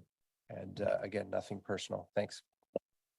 Thanks. And I'll be very quick, Councillor Brockington, as well. I really just wanted to highlight, because a lot of my questions were answered, that when we go to think about the report on this presentation, think about what would be in it. Really long presentation with a lot of detail. So when I think we're already discussing what it might look like going forward for these types of reports or presentations. But I'd like you to just try to think about that right now, Mr. Morgan, how much time it would take you to have done a report on this update that we would have gotten ahead of time. So just something to think about when we try to come up with a solution going forward. And I did want to say thank you, Mr. Chair. I have to go speak at an event in Canada that I've rebooked 3 times. When I'm done, I'll come back. Thank you very much. Okay, merci, Conseiller Curry. Thanks again, Councillor Brockington, for your patience. No worries, Chair. Thank you for the opportunity.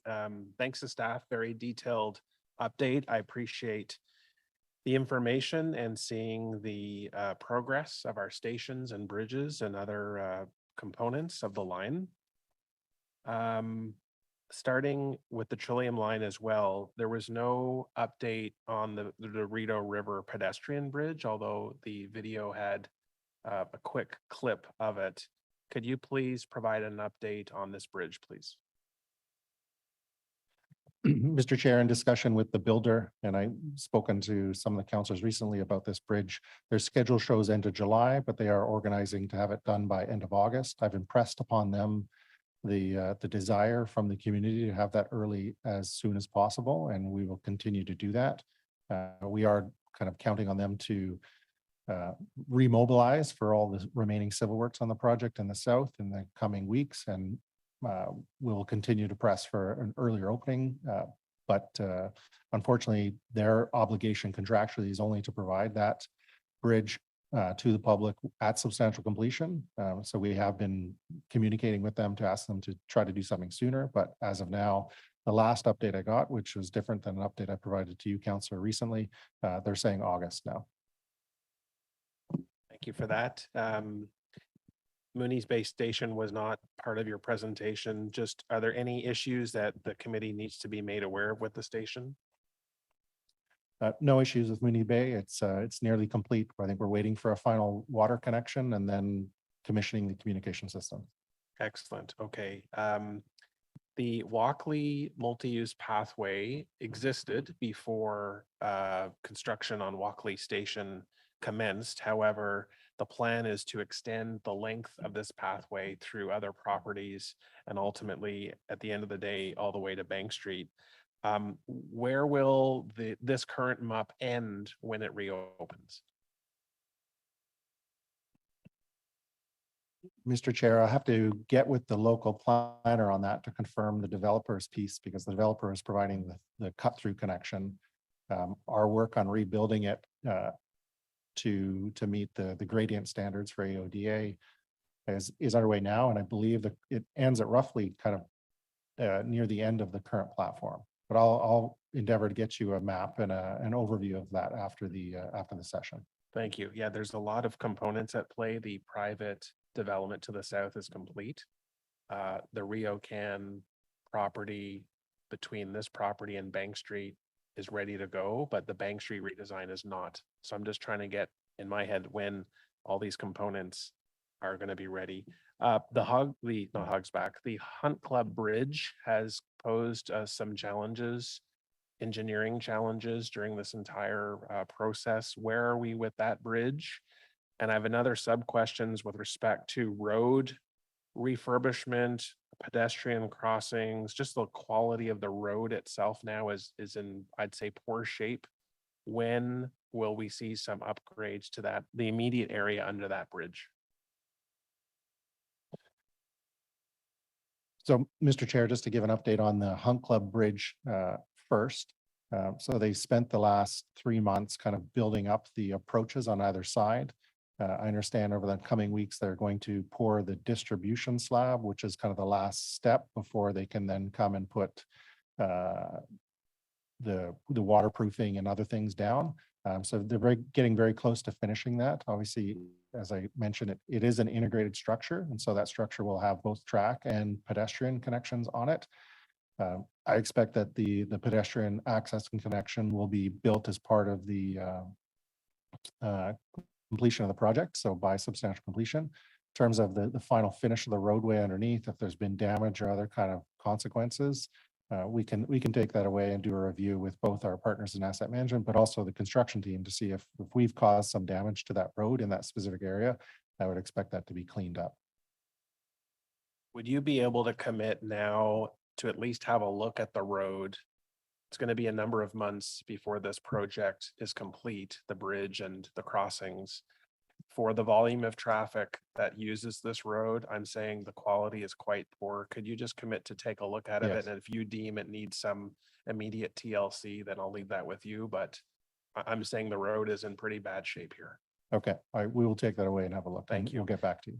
I appreciate that very much. Can you give us some comfort on how testing will change for this line compared to line 1? What did we learn from line 1 testing the entire experience that will modify our testing schedule for the better for line 2 when Trillium opens, when the East End opens, West End? Mr. Chair, I think, starting with the simplest answer, which is we've extended the duration of the trial running period. We've added specific performance criteria into the contract for the trial running period. So those are kind of two, I would say, two major changes that we've made over stage 1. The other, I would say, difference with the projects is that with the Trillium line, we have 6 vehicles that we used for 3 or 4 years. And so we are making some changes to those vehicles in terms of adding different signaling equipment. So that needs to be tested. But other than the signaling equipment, we're quite comfortable with the performance of those trains. And so we're starting with a group of 6 trains that we're quite happy with, that we're quite comfortable that the performance is there and that they're working reliably out of the gate. Separately, we purchased 7 Stadler vehicles.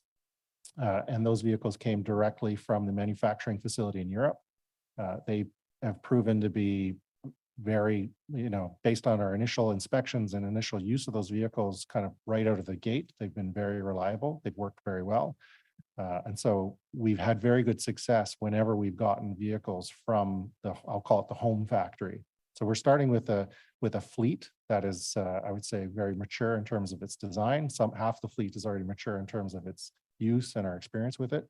So we're taking that's a much different starting point than stage 1, where we were building the fleet here. We were it was a design that was being developed. We're working out the bugs as we went. Now our starting point is we've had 13 vehicles on site for over a year in essentially their final state. So that's a very good starting point. And then in terms of the track configuration, the design of the system, our baseline is a configuration that worked for 20 years. We're not making any fundamental changes to the track design because it worked for so many years. And so there are new things that we need to test out. We're going to go to the Siemens switch machines, so that's new.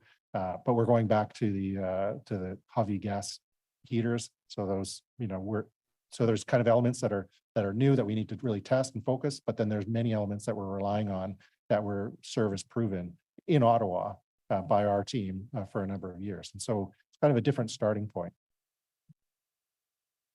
Excellent. I'll just add, as someone who took the Trillium line since the day it opened, it was the most reliable public transit I've ever relied on.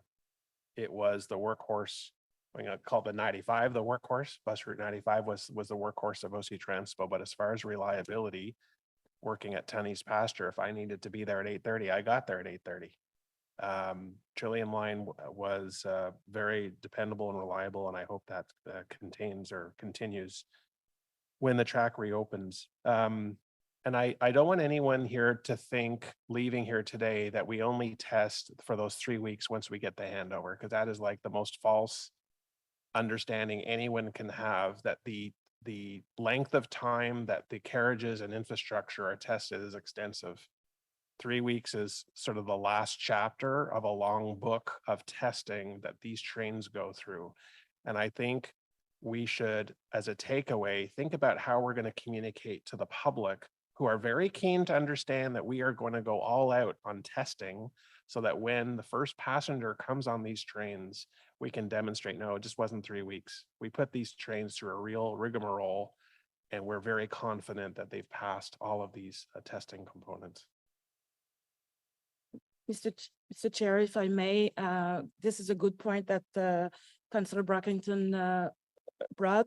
So we are working now with my communications department to make sure that we will build a kind of buzz, I would say, to educate customers and on the test that we have done and the test that we will do, and all the steps will be followed, and we'll try to effectively convince people that we didn't run those trains only 21 or 23 days. They have been running for a while now, and we will continue on that. So we will come with the communication plan on that for sure. Excellent. And thanks again, Chair. My last question is just on the frequency of our team's meetings with the contractors, where we're getting progress updates. Are those meetings scheduled meetings weekly, bi-weekly? What's the frequency that you are getting feedback that milestones are being reached, progress is being made, you go through stations? How does that happen? Can you just explain that? Of course, Mr. Chair, we have a construction team that's co-located with the contractor in the field. So they're based out of site trailers in various locations. That construction team they're on site on a daily basis, and they're meeting with the contractor on a daily basis in terms of tracking issues, unblocking roadblocks, trying to troubleshoot things that arise either from the community or with construction itself. So the contracting team is meeting with the construction team on a daily basis. I'm meeting with them on a weekly basis to go through roadblocks and challenges and escalated issues. But I know that, reporting to me, we have a design team covering utilities, track design, you name it, vehicle design, that they're meeting with them also on a weekly basis. And so the range right now is weekly or daily to weekly. And then we have some additional check-in points, some reporting required from them on a monthly basis. So we're on the project all the time. Thank you very much. Thanks, Chair. Yeah, thanks, Councillor Brockington, and some good comments in terms of the testing and exploring sort of the broader work that's being done in that area outside of the 3 weeks. And I agree with his points on making sure that we have a very strong messaging in that area. I was in Findlay Creek last night at a community meeting and heard from our residents, hey, let's learn from phase one. Let's not go through that similar experience. So I appreciate that you've indicated that we're taking the lessons from that we're at a different starting point, that there's not a perception that that there's some testings beyond the 3 weeks that you've outlined here. I'm also interested in the Hunt Club lane closures that you have on one of your slides here.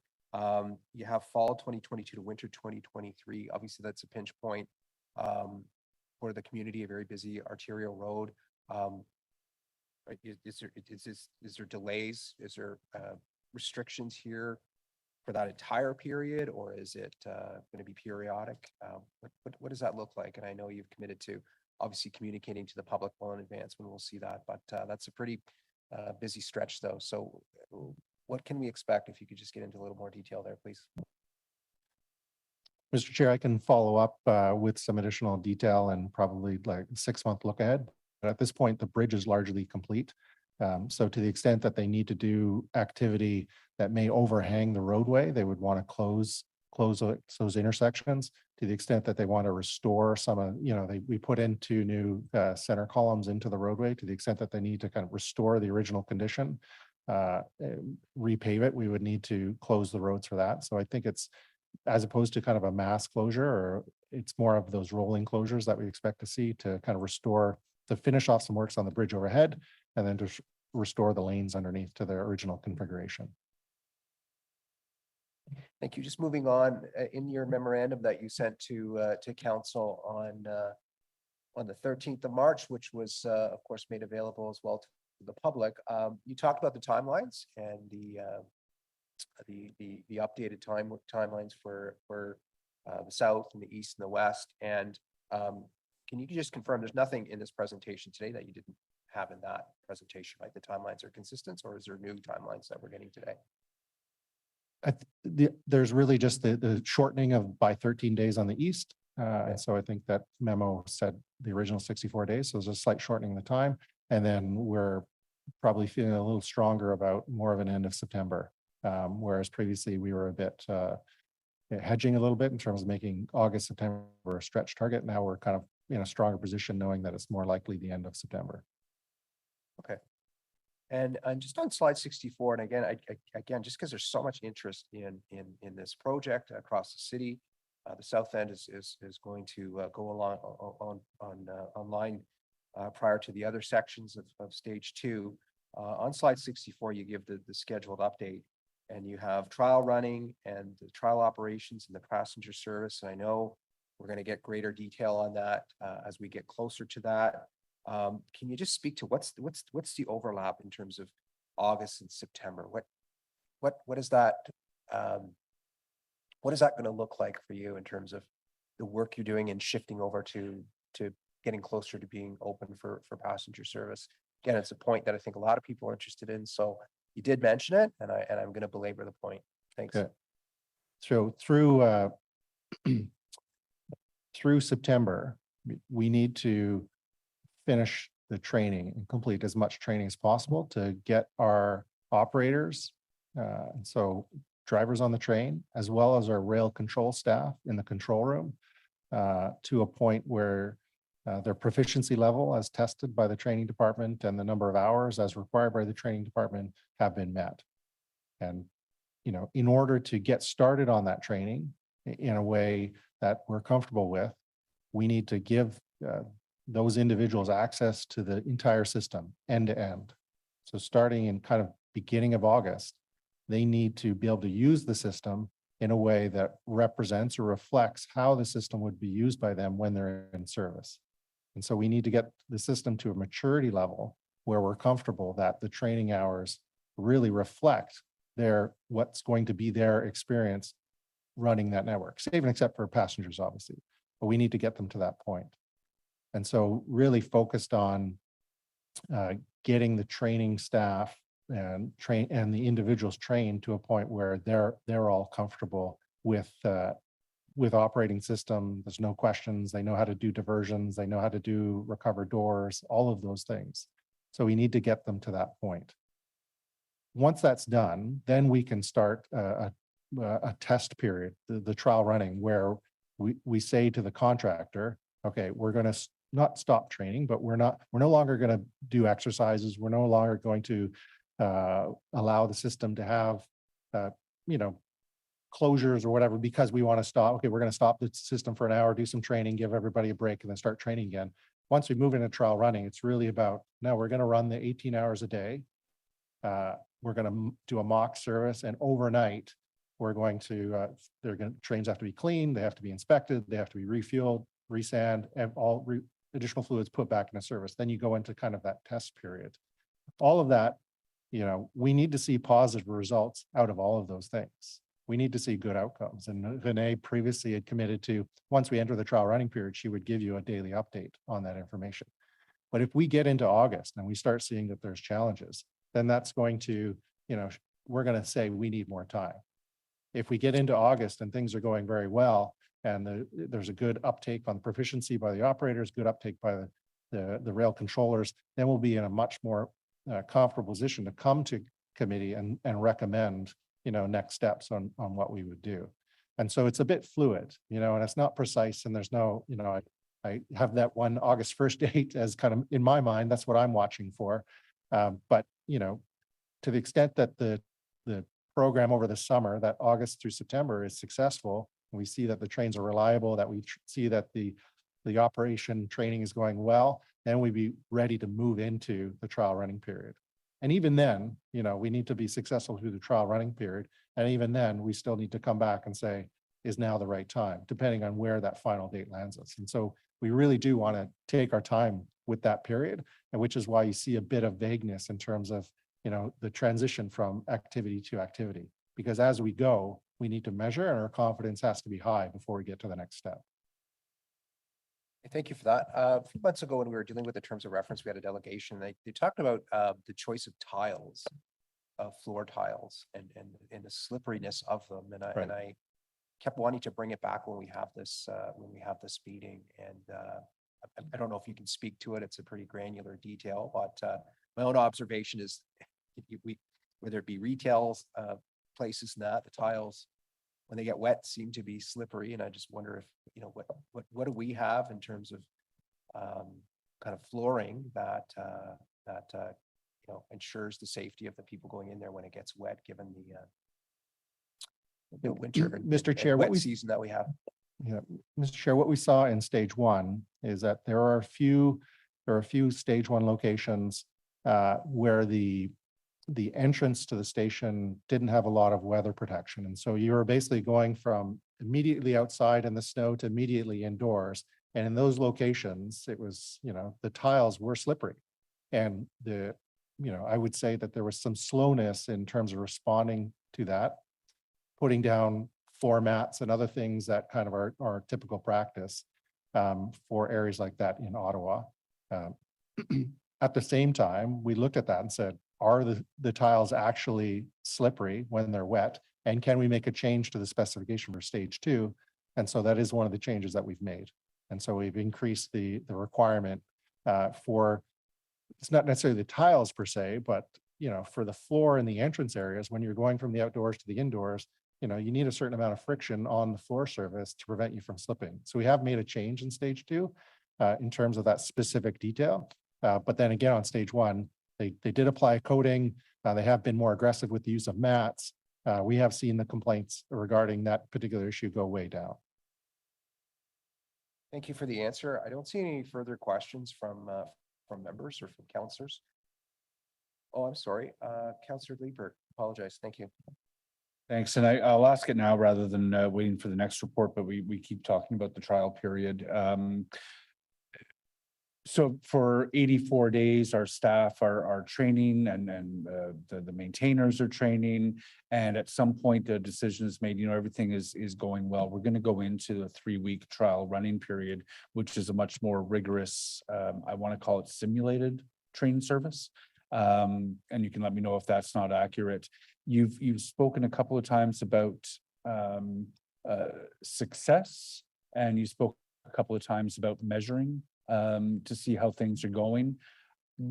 Can you tell us more about what are you measuring during those 3 weeks? What are those criteria that you've added that you spoke to Councillor Brockington about?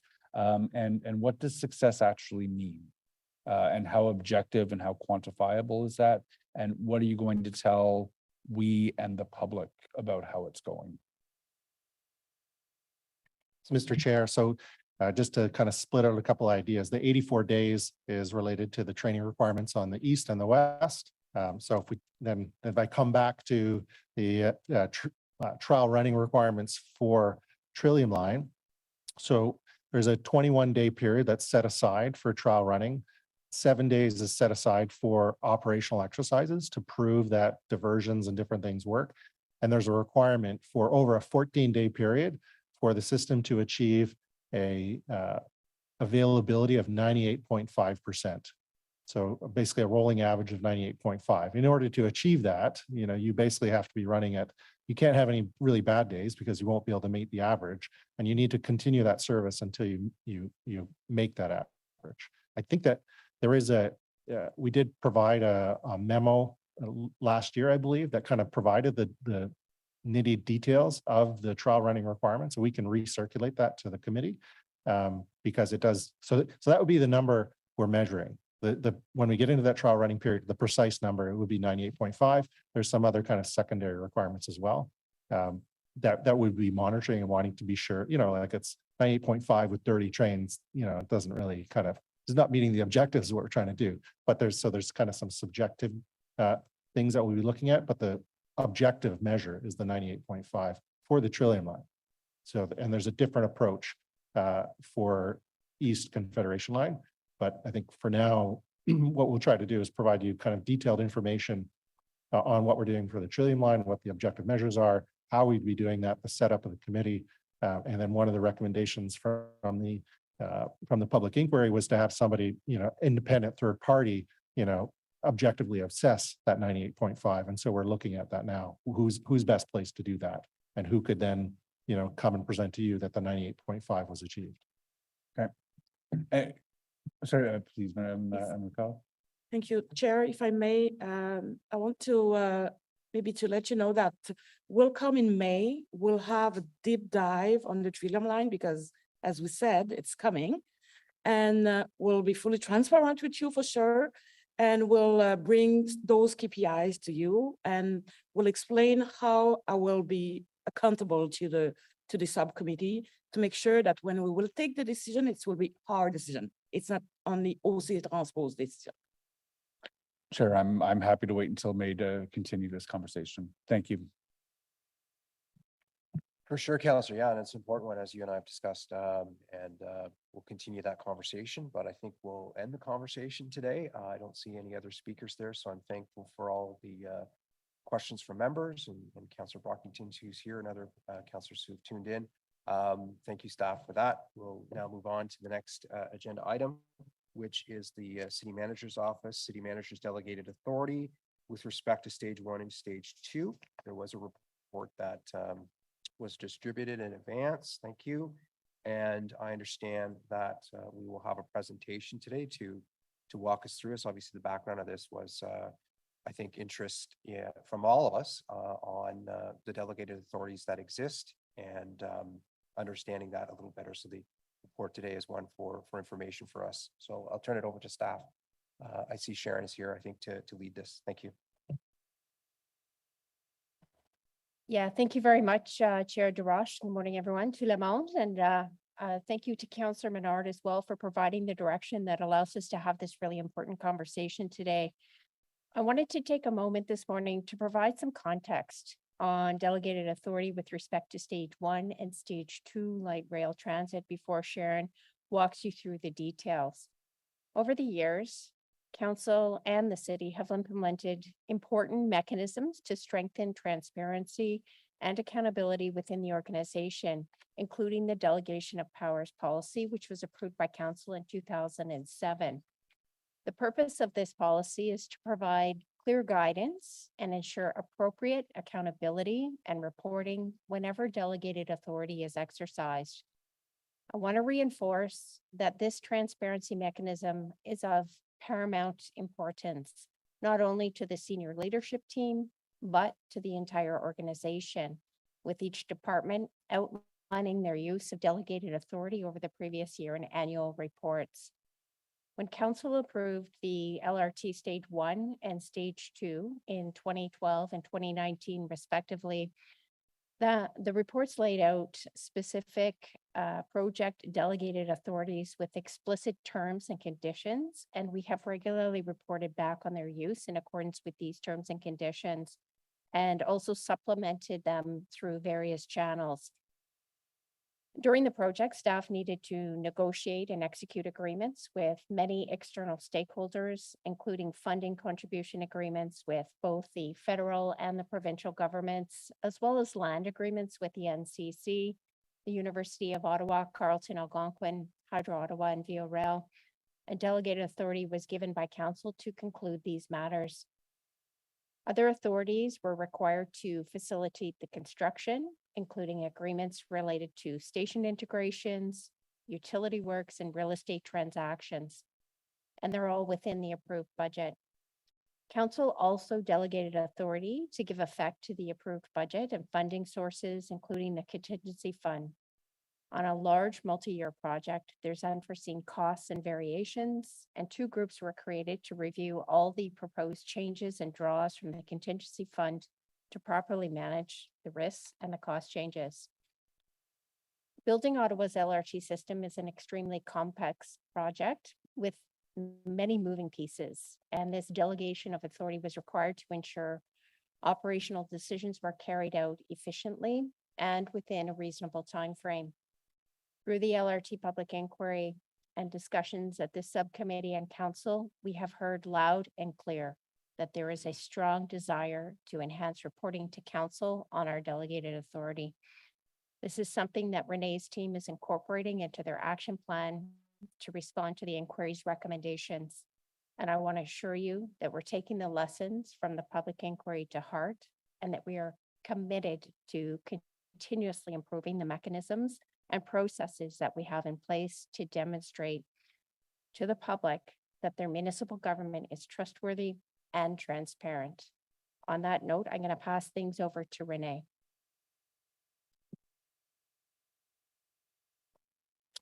Thank you, Chair, and I will pass things over to Sharon Vogel. Thanks very much. And thanks, Mr. Chair, for inviting me to Ottawa to deliver this presentation on delegated authority. It was terrific to see the presentation of how construction on stage 2 and the extension of the Trillium line is progressing. I'm particularly excited about that airport extension for these trips to Ottawa. So my presentation today, my partner, Catherine Gleason-Mercier, I'd like to thank her for her assistance in the preparation of this presentation, and she'll manage the slide deck as we go through. My presentation this morning is about half an hour, and it covers the following 3 topics. First, what is delegated authority and when is it used? Second, what are typical exercises of delegated authority on construction projects generally? And then thirdly, how is delegated authority used for the stage 1 and stage 2 projects? So in relation to my presentation today, as I understand it, the impetus for this presentation was the motion which passed at the LRT subcommittee that was held on February 16, and the relevant provisions of that motion are set out on this slide. And as the interim city manager indicated, there has been a report on the delegated authority that had been delegated in relation to stage 1 and stage 2. And the second element of the motion that's important is the importance of this subcommittee receiving regular updates on the delegated authority from the interim city manager with respect to stage 1 and stage 2. So that sets the stage for this presentation today. In terms of answering the question, what is delegated authority? In Ontario, council derives its power from the Municipal Act. The powers of a municipality are exercised by its council, and council's role is described in the Municipal Act as you all know, as including things like developing and evaluating the policies and programs of the municipality, ensuring that administrative policies, practices, and procedures are in place to implement the decisions of council, and ensuring the accountability and transparency of the operations of the municipality and the activities of senior management of the municipality. Under the Municipal Act, council can delegate its powers to a person or body subject to the restrictions under the Act. And there are certain powers that can't be delegated, for example, legislative and quasi-judicial functions. But council can delegate administrative or operational responsibility to an individual, a department, or a committee of council. This is necessary so as to allow staff of a municipality to exercise their professional judgment based on their education, their qualifications, and their experience. So the City of Ottawa, like every other municipality in the province, uses delegation of authority regularly and has a general delegation of authority bylaw for routine delegations that requires that sub-delegations be recorded in writing. So to turn now to look at when is authority delegated. As noted by the Ontario Court of Appeal, quoting a textbook in its decision in a case called Jackson and the City of Vaughan, the Court of Appeal noted that one of the purposes of conferring broad powers of delegation is to permit a municipal council to delegate powers and authority to a person or body that is, in the view of the council, better able to deal with or handle issues or matters given the person or body's expertise, qualifications, or background. And by way of example, engineering expertise can come into play, particularly in relation to a construction project. Now, council typically delegates authority for day-to-day decisions in a variety of areas of responsibility. And in large cities, there are often extensive delegations of authority as a result of the number of decisions which need to be made on a daily basis. Some of you may recall the Bellamy Report. The Bellamy Report dealt with the City of Toronto's computer leasing and other contracts. The report of Justice Bellamy was released in 2005. And it made a number of really important recommendations in respect of the delegation of authority. One of these, recommendation 73, stated that council should delegate the administrative day-to-day operations of the city to staff and concentrate on matters of policy. Another recommendation of the Bellamy Report was that council consider ways to enhance its effectiveness as a deliberative leadership body. And I think that that's a useful and helpful articulation of council's role as a deliberative leadership body. So where authority has been delegated, it is the responsibility of city staff to implement council's decisions and then report appropriately.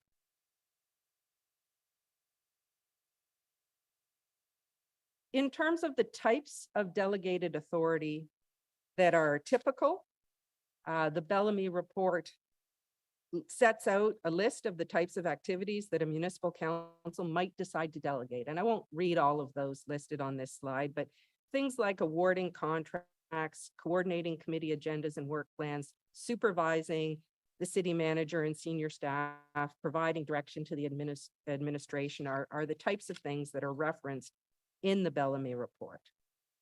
So to turn now to the typical exercises of delegated authority on a construction project. At the outset of a construction project, it is very typical for delegated authority to be given to staff so as to manage day-to-day design and construction activities. Change orders or variations will be issued over the course of a project as changes arise in the ordinary course. It's inevitable. And it's typical for staff to handle these types of issues. And there can be hundreds of variations or change orders on your average construction project. There will be reports to council in accordance with the delegated authority as significant events occur. But it is important to recognize that in order for staff to be able to do their jobs, delegation of authority is necessary in both the construction and the maintenance phases of a construction project. For example, if a safety issue arises and a temporary speed restriction or even a stoppage of the line needs to be implemented, a decision needs to be made right away by staff. And of course, at the other end of the spectrum, the nitty-gritty of daily variations in change orders, clearing out roadblocks, needs to be made at the staff level. Otherwise, it's very difficult for the construction project to proceed appropriately without delays. Now, of course, if there are significant disputes, council will be informed of such disputes. If a dispute gets to the stage where litigation is contemplated, then council will be informed and advised on a privileged and confidential basis. As staff indicated earlier, staff are making efforts to incorporate the recommendations of the Ottawa Public Inquiry Commission. And recommendation 60 of that commission report referenced the decision-making and information sharing by city staff about project implementation and the fact that it must always accord with the terms of any delegation of authority and other governing council resolutions. It's important to recognize that the commission did not find that there was anything wrong with the delegation of authority on stage one. Rather, it found that the delegation of authority was not used in accordance with the 2012 bylaw, particularly in the summer of 2019, and it was critical of what it characterized as a small working group and their activities in that summer. The commission report noted more generally in the procurement section of the report that it is a matter of finding an appropriate balance between authority delegated to professional staff to make operational decisions without political interference and appropriate political oversight and accountability for strategic decisions and outcomes. And I think that that is a good articulation of the balancing exercise that goes on. Similar delegations of authority have taken place on other Canadian municipal projects, including light rail transit projects. If we look, for example, at the region of Waterloo's light rail transit project, there was a very broad delegation of authority to staff to finalize and execute the project agreement in that case. And the wording of that delegation of authority was to do all things as may be necessary or required to give effect to the project agreement. Similarly, the City of Calgary, in relation to their light rail transit project, they created a board with the city manager as a member to deliver the program. And on that board, neither the mayor nor any councillor sits on that board. So those are just some more recent examples of similar types of delegation of authority on other light rail transit projects. But let's look first at the stage one Confederation Line project. On this first slide, you'll see a contractual matrix that will be very familiar to many of you. This is the basic contractual structure of stage one. You see RTG as the project co, under it, a construction contractor, OLRTC, and a maintenance contractor, RTM. Now, the day-to-day management of the relationship between the city and RTG is handled by city staff. In terms of how that works in relation to delegation of authority, back in 2011, a project charter was created for stage one LRT project, and it includes reference to project governance. In terms of authority for decision-making on stage one, the path moves from the director of the Rail Implementation Office to what was then the deputy city manager to the city manager, then to Fedco and council. The rail implementation office was of course focused on project implementation. Now the project charter also includes a description of roles and responsibilities and an approval assignment matrix, which indicates what decisions require Fedco and council approval. For example, the MOU with Infrastructure Ontario, the capital and operating budget, and the functional design all required council approval. Detailed design and construction management approval lies with the rail implementation office, with updates for information purposes being provided to council in accordance with the project charter. Now, in addition to Fedco and council, an executive steering committee was established for stage 1. The ESC's focus was on corporate strategy, and that entity reported on a quarterly basis to Fedco and council. The members of the ESC are the city manager, the director of the rail implementation office, the city solicitor, the city treasurer, the general manager of transit services, and for a period of time, a representative of Infrastructure Ontario. As described by the interim city manager, there was also a contingency management committee, which was established to review and approve draws from the contingency fund. And finally, there was a change control board established as part of the scope change management process, so as to review all proposed changes, including variations, of course, which required funding from the contingency fund. So on December 19, 2012, council voted to delegate to the city manager the authority to negotiate, approve, execute, deliver, amend, and extend the project agreement and the ancillary agreements. In 2018, that delegation of authority was further delegated by the city manager to any general manager or director of the city. And where that delegation occurs, there could be a further delegation to city staff. Now, this is a broad delegation of authority. Delivery of the project agreement necessarily captures a wide range of decisions related to the day-to-day of the project, and it reflects project governance and the project governance and approval assignment matrix from the project charter. The purpose of that delegation of authority is to allow city staff to make necessary operational decisions, and those decisions include things like variations in respective change work on the project, changes to service levels, and implementing operational restrictions where necessary. Again, as I said earlier, necessary for city staff to properly do their job. Where decisions are wider reaching or rise to the level of changing the risk profile or the terms of the project agreement, staff do bring those decisions to council.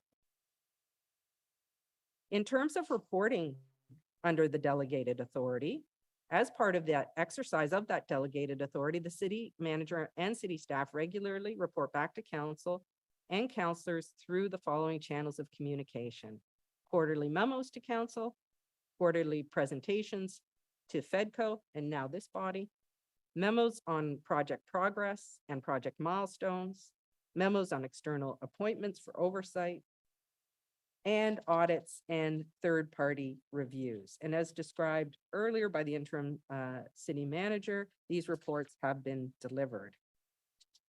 To move now to discuss briefly stage 2, the Confederation Line extension and the Trillium Line extension. On this first slide, you'll see a contractual matrix of the Confederation Line extension with the project co on that element of that stage 2 project being Kiewit, Eurovia, and Vinci. And then in relation to the Trillium Line extension, the structure of that project agreement and the underlying contracts is shown on this slide, with T-Next being shown as the project co. So in relation to an overview of the Confederation Line extension and Trillium Line extension projects, the stage 2 Confederation Line LRT project is administered, as you know, through a design build finance contract, which was entered into between the city and EWC back on April 24, 2019. And RTG, the maintainer for stage 1, will maintain the entire Confederation line. The stage 2 Trillium Extension LRT project is administered by a design build finance maintain contract, which was entered into between the city and TNEX on March 28, 2019. And as you well know, both projects are currently in the design and construction phase, and you've had an update on that today. In terms of the delegation of authority and reporting to council and councillors in relation to those projects, on March 6, 2019, council voted to delegate authority to the city manager to negotiate, finalize, execute, deliver, amend, and extend the Trillium Line Extension and Confederation Line Extension project agreements and associated ancillary agreements.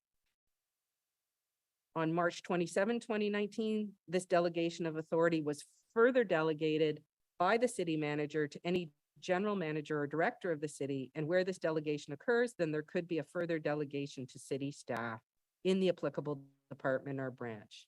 So again, what this does is allow city staff to make the necessary day-to-day operational decisions on the projects. However, where decisions rise to the level of changing the risk profile or the terms of the project agreement, then staff bring those decisions to council. As part of the exercise of delegated authority, the city manager and city staff regularly report back to council and councillors, including the quarterly memo updates to council, regular updates to FEDCO, and now the LRT subcommittee, and results from audits and third-party reviews. So that is a quick summary of the delegated authority and how it's working in relation to stage 1 and stage 2. Be happy to take any questions you might have. Okay, I don't see any members of the committee. Councillor Bernard has his hand up and moved it originally. So Councillor Bernard. Yes, thank you very much, Chair. Chair, can you hear me okay now? I've got my headphones in. Not bad, not bad. Yeah, I think project your voice as you do. Thanks. I'll do that. Thank you very much for the report. That is helpful, and appreciate the report back from staff as a result of the motion. I think the point of the discussion we had previously was not to change the operational day-to-day issues, but on the issues that resulted previously in, I guess, what you could characterize as safety concerns for our residents. And those are some of the big decisions that we're going to have to make on stage 2. And so I wanted to just stay there for a moment, because you mentioned the decisions of that nature coming back to council if there's a changing of the risk profile. And I guess the question would be, did staff consider in the past the lowering of the testing criteria and the decision to change the testing criteria to be would that be considered in the future to be a changing of the risk profile? Would that sort of thing come back to council if those same decisions were being made today based on the definitions you provided for delegation of authority? In terms of the testing criteria, I believe that city staff in the earlier presentation already indicated that they do intend to discuss the testing criteria with the subcommittee in advance of the testing criteria that would be applied during trial running being applied. And also they intend to report regularly over the course of the trial running period. I appreciate the regular reporting. I guess the question is more specific around council's authority to make those decisions. I don't know that a reporting mechanism, if we're to change the testing criteria, is enough. I think that's an approval for city council. Is that not correct? If we were to change any of the testing criteria, that would come back for approval to us, as it could represent a risk.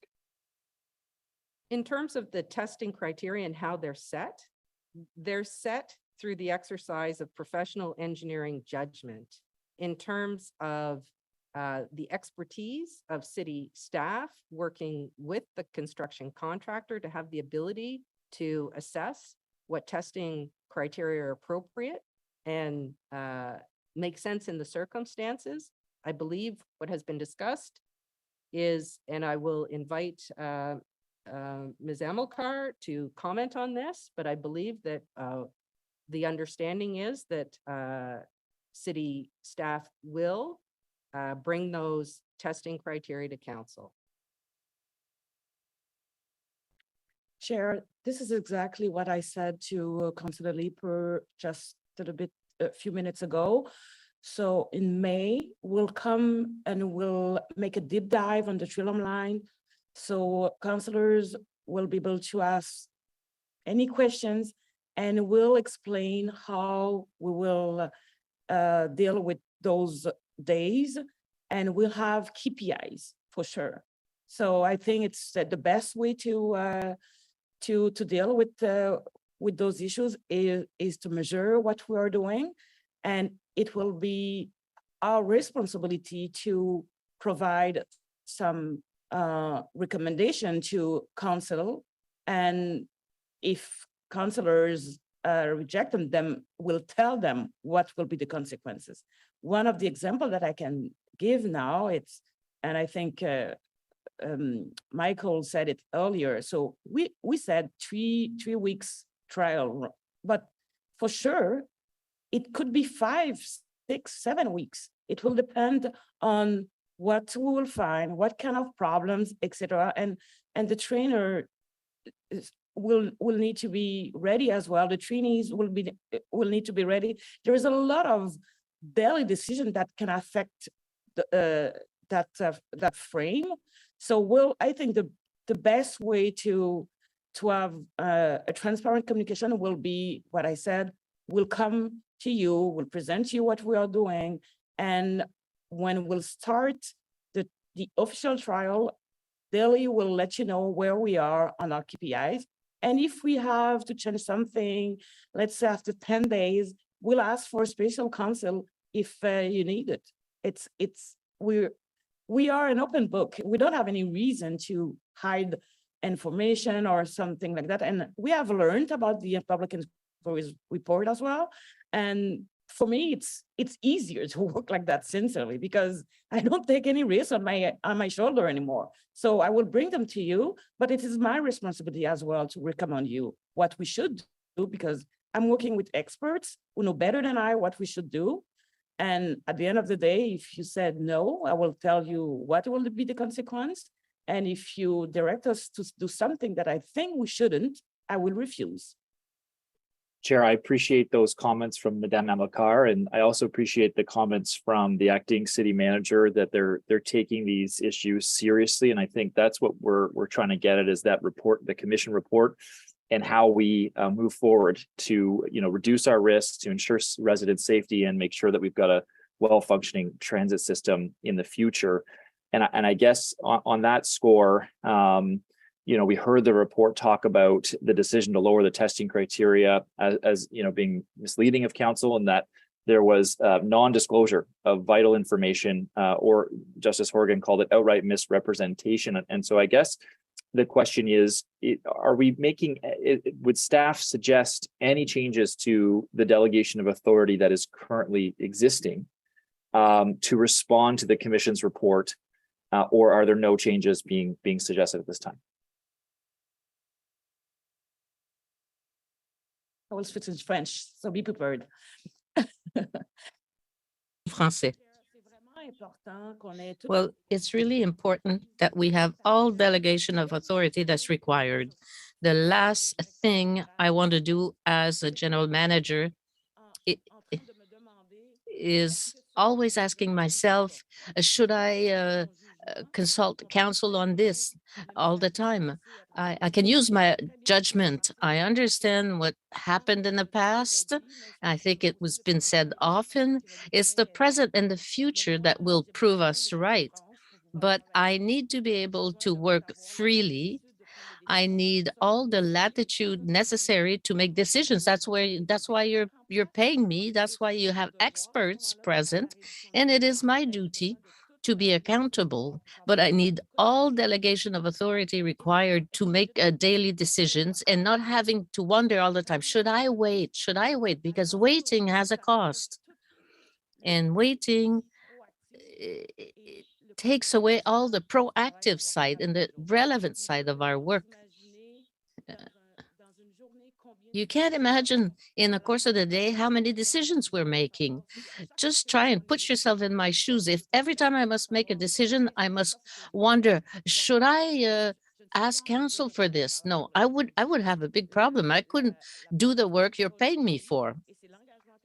And this is what I commit to today, is to present to you as much information as possible based on my judgment and all the reports that we have seen with phase one. As I said earlier, for me, it's a blessing that we can bring you as much information as possible so that everybody is aware, and then the decisions to be taken will be taken collectively and not only by staff.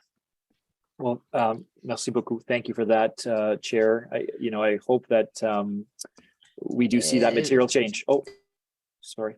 Hope we do see that material change that we're hearing now from staff, that there is going to be a change in the way that this is approached, and that these decisions will come back to council where warranted and where there's a change in the risk profile. So appreciate those comments, and I hope my colleagues ask other questions on the same topic. Thank you, Chair.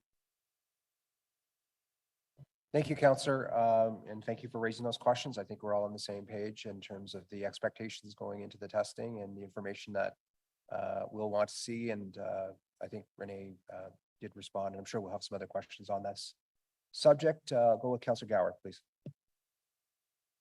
Thanks, Chair. Thanks very much for the presentation. That quote you had from the Bellamy report, council should delegate the administrative day-to-day operations of the city to staff and concentrate on matters of policy. I haven't read the Bellamy report. I know it was about a procurement issue with IT. Why was that a point that the commission wanted to make? What is there a risk if is there a risk that he was trying to get at if we're not focused enough on policy and we get too into the weeds of day-to-day operations? What's the context there? Yes, it was a concern that Justice Bellamy had in relation to risks of political interference, by way of example, that I referred to in relation to the other quote I read from her report. That Mr. Chair, she describes the role of council as a deliberative leadership body. So as a deliberative leadership body, council needs to have the appropriate information in front of them to make decisions at the right level, the strategic level, based on good information that it receives from its knowledgeable staff and sometimes external experts that have training, experience, qualifications, including in relation to some pretty complex issues, whether on the legal front, it be in relation to in respect of issues that were subject of the Bellamy report, which was computer leasing issues, in terms of expertise and understanding appropriate procurement methodology, by way of example. In the context of a construction project, those with expertise who can provide advice, whether they be staff or external experts, on things like the reasons why engineering judgment was exercised to reach a particular conclusion about what was appropriate or advisable in a particular fact-specific circumstance. And councillors, would not have that level of expertise to be able to take the decisions on the operational level. But councillors, in terms of being that deliberative leadership body, and with a strategic mindset, being able to take decisions based on good information. That's the message I took from the Bellamy report. It is still publicly available online, even though it was 2005. So I think it's an interesting report to read.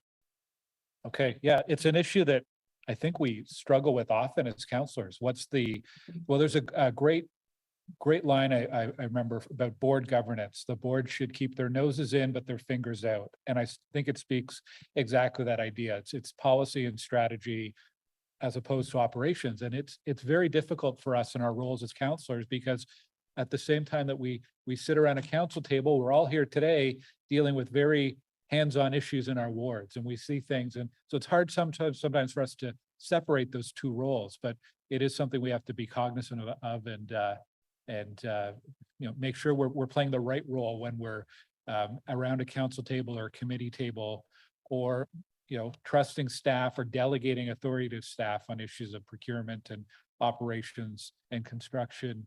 I think timeliness is a big concern for me as we go forward in the next few months, as with stage 2 light rail and other projects at the city, about how quickly we get that information. Obviously, if there are issues that arise, it's important that we know about it as soon as possible so we can make the appropriate decisions.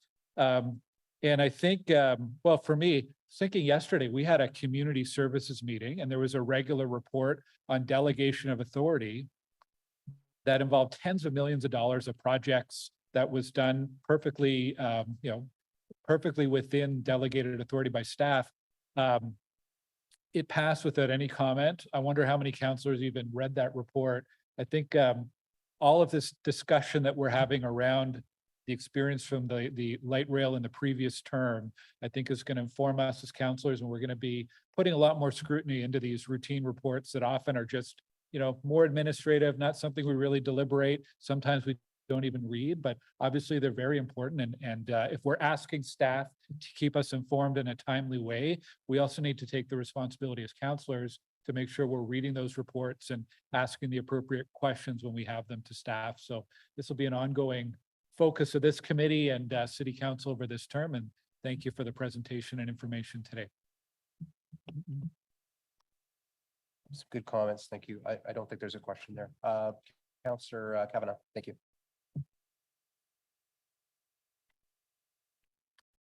Thank you, Chair. And thank you, Ms. Vogel, for your presentation. Always informative. Thank you.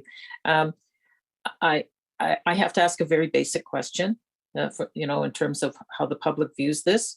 The concerns I see in the inquiry were the fact that the delegation of authority was accepted, and where it fell apart was the trial runs. And the issue was the mayor's office was informed, and specifically the transit chair was informed, but no one else.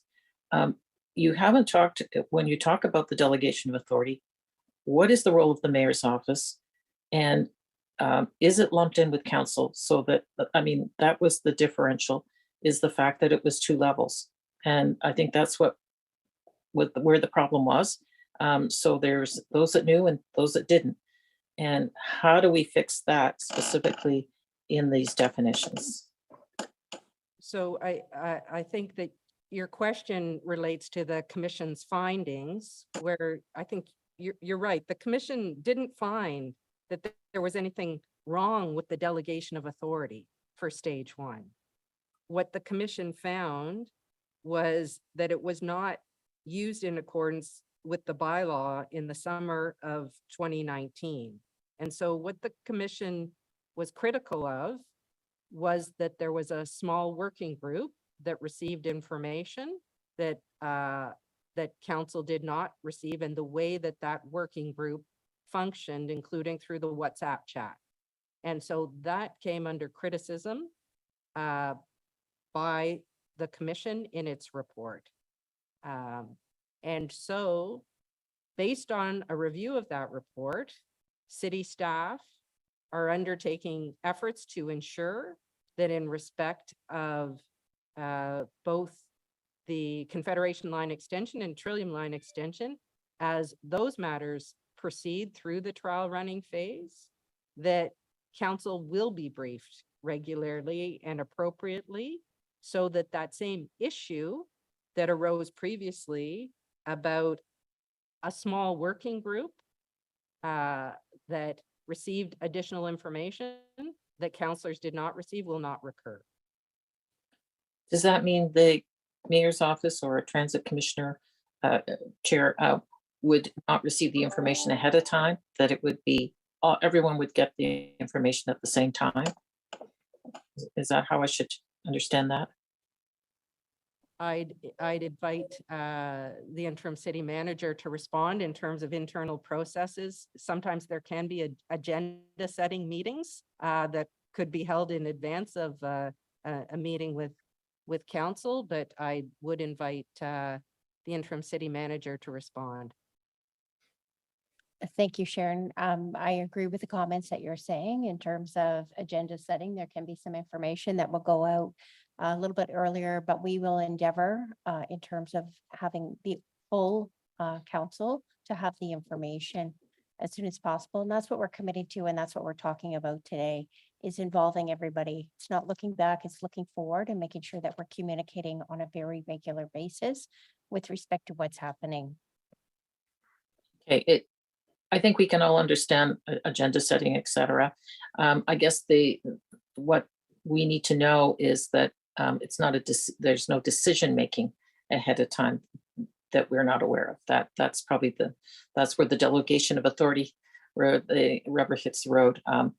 So that's what we're looking to make sure. Can I make sure that that's clarified? That's correct. Okay. All right. Thank you. See, Conseiller, Councillor Leeper, please. Thank you very much, Chair. I want to come back to the question that Councillor Menard posed, because I'm not sure I heard the answer that I was expecting to hear in the course of that. Could staff pull up page 17 or page 17 of Sharon's presentation, please?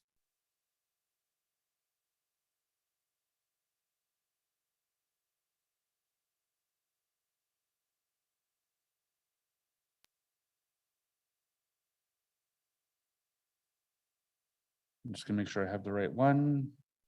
Yeah, thank you very much, Eric. So the second to last bullet is the same one that Councilor Menard focused on. However, where decisions rise to the level of changing the risk profile or the terms of the project agreement, then staff bring those decisions to council. And I think Councilor Menard asked a very clear question as to whether or not changing the parameters of the testing constituted a change that changed the risk profile or the terms of the project agreement. I think the answer that I was expecting to hear from staff in response to his question as to whether that was the case is a simple yes. And I'm just wondering, can staff tell me that they agree that the way in which the testing criteria were changed in the course of commissioning stage 1 constituted changing the risk profile or the terms of the project agreement? So just to answer in relation to what the project agreement actually says before staff comment, there's a difference, as Mr. Morgan explained earlier, in relation to the way that the project agreement is drafted in relation to stage 1, as opposed to the Trillium extension by way of example. Okay. So there were no criteria in the project agreement for stage 1 for the testing. The specific percentage criteria were not included in the project agreement. In relation to the Trillium extension, for example, it says 98.5%. So that is what had been agreed to in the project agreement. So it is different in that way. That's semantic. I'm sorry, I don't accept that we're city council and where the public were told that there were very specific criteria that staff were looking for in order to give the project a go. That responsibility didn't fall upon staff to come back and talk about changes to that to council. I don't want to re-prosecute the inquiry ground, obviously, and we could spend all day on this. And obviously, given the semantic differentiation that you've made with respect to what criteria in the project agreement, whether those existed in stage 1 or not, I'm not going to hear the answer that I'm looking for, which is yes, that changed the risk profile of the project and should have come to city council. But I will nonetheless be interested to hear what staff have to say. Chair, I, I will say it again. In May, we'll provide you the KPIs. Those indicators will tell you what do we use to take the final decision. So you will see them, you will follow them with us. So there is no confusion to have there because we'll bring them here. I don't know what happened exactly on the stage one, but for sure, one thing that I know, it's the lack of clarity that on the criteria.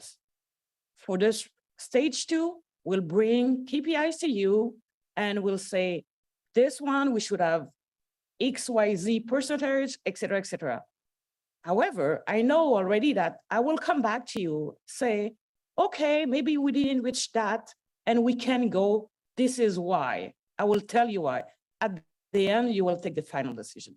And Madame Amilcar, I trust that you are going to do that. I'm looking forward to that discussion in May and having a very comprehensive understanding of what the criteria are going to be by which staff execute a go, no-go decision on revenue service for stage 2 extension, right? I trust that you're going to do that, and everyone around this table is I think trusting that you're going to do that as well. But I think what I'm waiting to hear today is that you consider, not that you're going to do it, that's a great commitment, I'm glad you've made it, but do you consider that you have a legal obligation to do so? And I haven't heard staff say, we have a legal obligation to come back to council if we change any aspect of that testing and commissioning process. Do you consider that you have a legal obligation to come back to city council with respect to any changes that might be made from what you tell us in May you're going to do on testing and commissioning? Chair, it will be so easy for me to say yes, but it's no and yes. It will depend. It's not black or white. Definitively, it will depend. Based on what you just saw on the page 17, when I think based on the stage 1 experience, this decision, and I was not there, I cannot comment on it, but I can understand that probably the service couldn't be delivered anymore because previous decision has been taken for the Trillium. And when Councillor Gower asked previously, I said, we will continue to run the buses.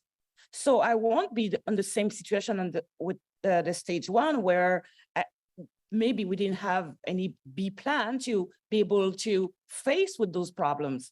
It's totally different. And I think collectively we learned, it's not only OC Transport, it's the city of Ottawa. So that's why it's important to be strong when we say we will need to continue to run the bus service to make sure that we'll take the time that we require to continue to do the test, etc. So if it's only one criteria and if I qualify this criteria go, no go, yes, I have to come back to you. But there is a lot of other reasons, other KPIs, other circumstances that we have to deal with. It's important. And with respect to you, I won't say yes because it will be too easy to say that. And it's not true. This is not the reality. This is not my reality. Every day I have to deal with flu circumstances, flu things. So that's why we're trying to put a lot of KPIs in place to try to represent that flu, to make sure that when we will tell you this is what we should do, so we expect that you will say, okay, go, because everything is set and we can see the link between one and the other. But I don't know if it's better. I won't belabor the point today. We have until May. But I would like to understand your legal obligation in layperson's terms. And I would like to hear your understanding of your legal obligation to us expressed in written or verbal form. What is the threshold at which you have a legal obligation to seek council's approval for doing something? that is critical to me in the run up to October. Thank you, Counselor. I wonder if I might just interject here. And I can speak to both Renee's credentials as a professional engineer, as well as my credentials as a certified public accountant. I have a code of conduct, a code of ethics of which I have to adhere to, as does Renee with respect to her profession. So what I would say is we have a professional obligation to bring issues forward to council based on that code. And by May, I'd love to understand which issues, right? We're talking about bringing issues. Which issues are you obligated to come to council to speak about? Council doesn't want day-to-day decision-making over the LRT project. But there are going to be certain key decisions that staff will make in the run-up to revenue service on the east and the west extensions and the Trillium line. And I think council needs to understand that obligation. We will bring those pieces back in May in terms of getting ready for that testing process and criteria, and would welcome any feedback from you with respect to anything else that we need to address through this process. But I will also ask Renee and her team to look at other issues that should be coupled in with that. Okay, I'll leave it there. I think I've made my point, but thank you very much. Thank you very much to staff for a good presentation. Sharon, always a pleasure to see you. Thank you. Okay, thank you. Councillor Gower. I put my hand down. I'm not sure I have anything to add to it. I mean, it's a difficult question we're asking as staff. If there are changes to a project agreement, that's pretty clear when a threshold is met. Changes to a risk profile might be more difficult, although there probably are some technical or accounting or legal ways that staff assess that. But then I think what perhaps Councilor Leeper is getting at is, how do you make a judgment call when there is a gray area? And that's a really tough question to answer, I know. So, and I think that's probably going to come through discussion and, Q&A between councilors and staff as we address each and every issue going forward on this project and others. It's a good question to ask, and be interesting to see how this conversation evolves over the next few months. Thanks, Chair. Yeah, Mr. Chair, I'd agree that it is good to explore these issues. And I think that some of the issues aren't semantics when you're talking about things like legal obligations, because you look at the delegated authority and it's pretty broad. Even for stage 2, it goes as far as amending the project agreement.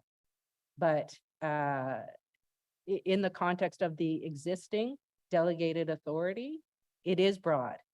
When you consider the exercise of the professional judgment of city staff in bringing matters forward so as to ensure that council are properly informed, city staff have committed to bringing forward significant issues that affect the risk profile of the project. And so in terms of the level of detail to be provided and at what stage and how, I do think that does involve the exercise of judgment. Mm-hmm. Based on the factual circumstances that arise at the time. I don't see any other questions. I thank you for the presentation. Obviously we heard today, considerable interest in that phase of testing, the criteria that will be established. We heard a commitment, I think a very strong one from staff, that there'll be maximum transparency in this regard, and that we will take to heart and put into motion the lessons learned from phase 1. And I think it was repeated several times today. I'm pleased to hear it. The conversation is certainly not over, and we'll continue to pay very close attention to the testing process and the reports that you're going to give back to us in terms of how those are going, and whether there's any matters of concern that should be brought to this table for a decision. So again, I thank everyone for their participation today and for the presentation. There's nothing else, so I will ask that the report be received. Is it received? Great, thank you very much. Moving on the agenda, there's no in-camera items. There's no notice of motion. I don't believe there's any inquiries. Not seeing any. There's no other business, so I will move to adjournment. Is the meeting adjourned? Yeah, adjourned. Thank you so much, everyone. Merci. La réunion est terminée. Thank you. The meeting is now adjourned.